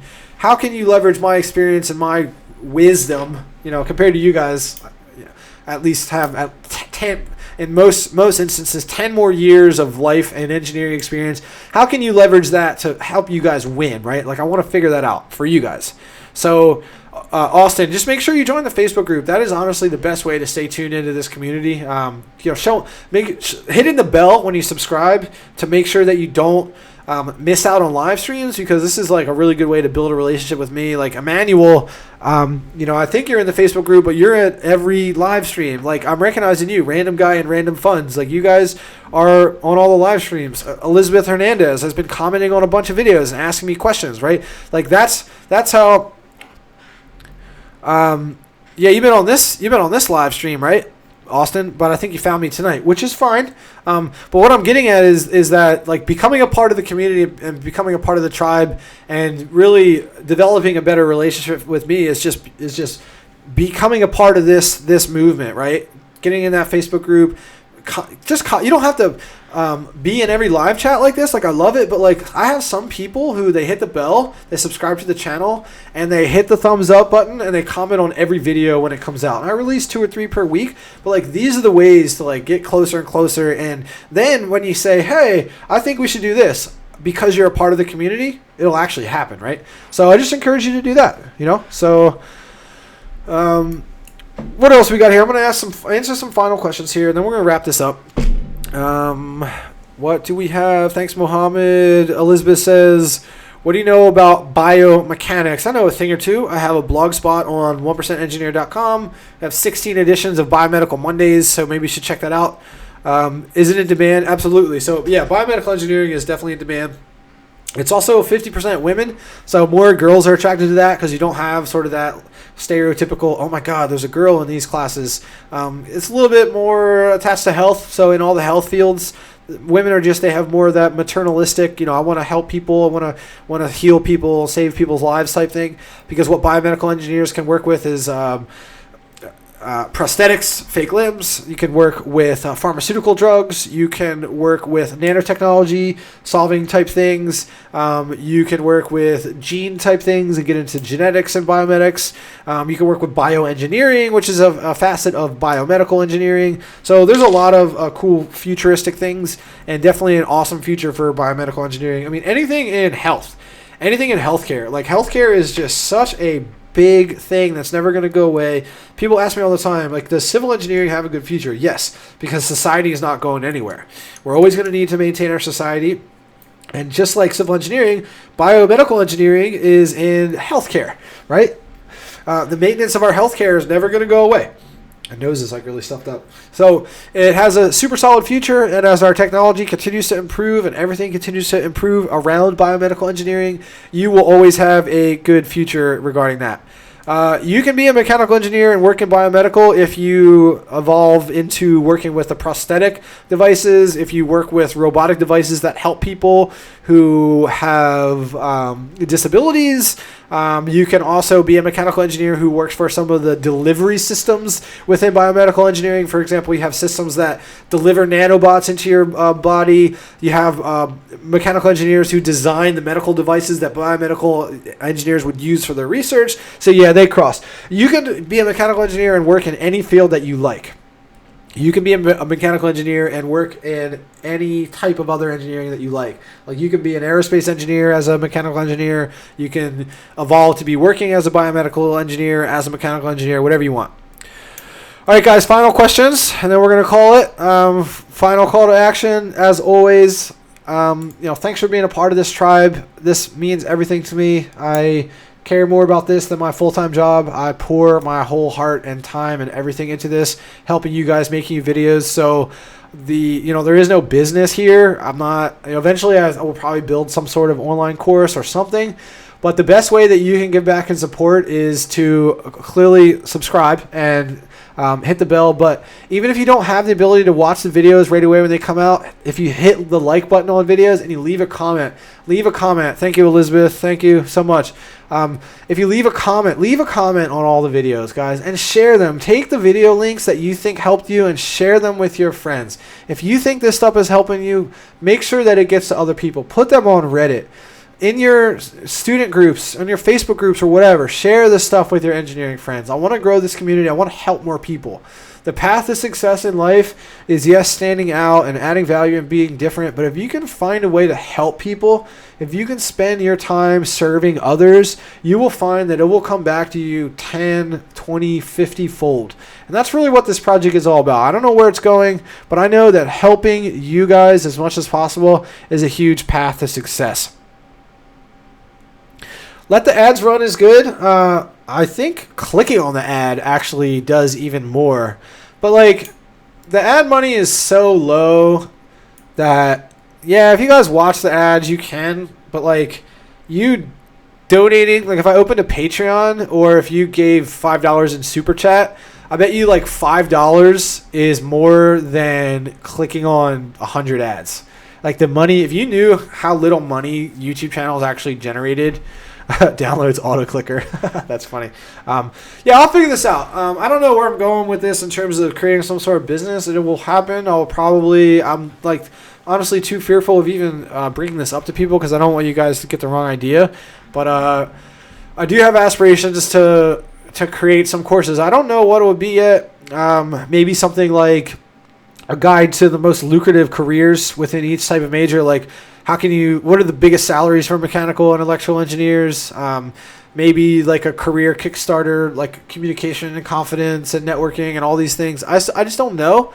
I also think that you guys are all students and you're young, so I don't even know if that's the right course. So I'll figure that out. But honestly, that's not that important to me. I think finding ways to just grow this and get to where I'm trying to go, which the way to grow it is the audience, right? So that's why I talk about so much of supporting the channel, liking videos, commenting on videos. Like, it helps the algorithm. If you comment on videos, it tells YouTube that the video is good. That's why that comment is so important. It tells YouTube that the video is good. If you say, "Hey, great video," like, there are algorithms that are running to look at YouTube videos constantly. So thanks so much. If you wanted to earn $1 million, help 1 million people, that's exactly right. So thanks so much for being on this live stream, guys. If you have any final questions, what I want you to do is join the Facebook group. There's a link in the description right now. Make sure you hit the bell if you haven't yet. Make sure you subscribe so you don't miss out on future stuff like this. Thanks again. Thank you so much, Elizabeth. As you guys can see, I do make specific videos just for people's questions. So if you have a specific question, join the Facebook group. Drop that question in the Facebook group. Have the whole tribe. There's about 550 engineers in that group. Have the whole tribe come to your aid, including myself. I'm super active in that group, and you might even get a video just for you. So thanks again, 1% Nation. I'm so thankful that we're about to cross 7,000 subscribers. I'm so thankful to have almost made it to 100 episodes in the first year. And we officially started. What's up, Mohammed? Mohammed, join the Facebook group. Make sure you subscribe. I'm about to cut this 3-hour live stream, and you can ask your question in the Facebook group. But I'm so thankful that we officially have our first 1% Engineer Society student group, which is just unbelievable. What's up, Manj? What's up? I'm about to clip the stream, by the way. So make sure you subscribe and hit the bell. Civil engineering, they're all good. Anything in civil engineering is good. But I'll check you guys later. Thanks again. See you in another video. Make sure you join the Facebook group. Make sure you comment and like as many videos as possible. It really, really does help this tribe. So I just can't say that enough. And if you just joined, Mohammed, sorry. But get into the Facebook group to ask those questions, and I'll get right to that. Random guy, thank you so much for being here so much tonight. Elizabeth Hernandez, thank you so much for being here so much tonight. Random Funds, Emmanuel, thank you. Austin, thank you. Mohammed Radwan, thank you. Who else was here a whole bunch? Jake, if you're still in here. SkyMel, I don't think you're in here. May A, if you're still in here. Anything from the Joma squad. If you came over from Joma Tech, thank you so much. Who else? Joey Bello, if you're still in here. Ian, I don't even... Buy Joma Water. That's awesome. Brain hacks. I don't even think I saw Ian's question. Death Dungeon, thank you guys so much. Irvin, thank you so much, guys. Really, really appreciate all of you. Hey, Ace Ninja. Actually about to clip this. This live stream. Been doing it for 3 hours now. So Ace Ninja, if you just found this group, make sure you subscribe and hit the bell. And join the Facebook group. That's where I can answer all your questions. I've been streaming for... at least once, maybe even we'll start to do this twice a week. But thanks, guys. So I'm going to sign off now. Really appreciate you. And thanks again for watching the 1% Engineer Show, guys. And stay hungry on your quest to become a 1% engineer. Cheers. Later. Peace.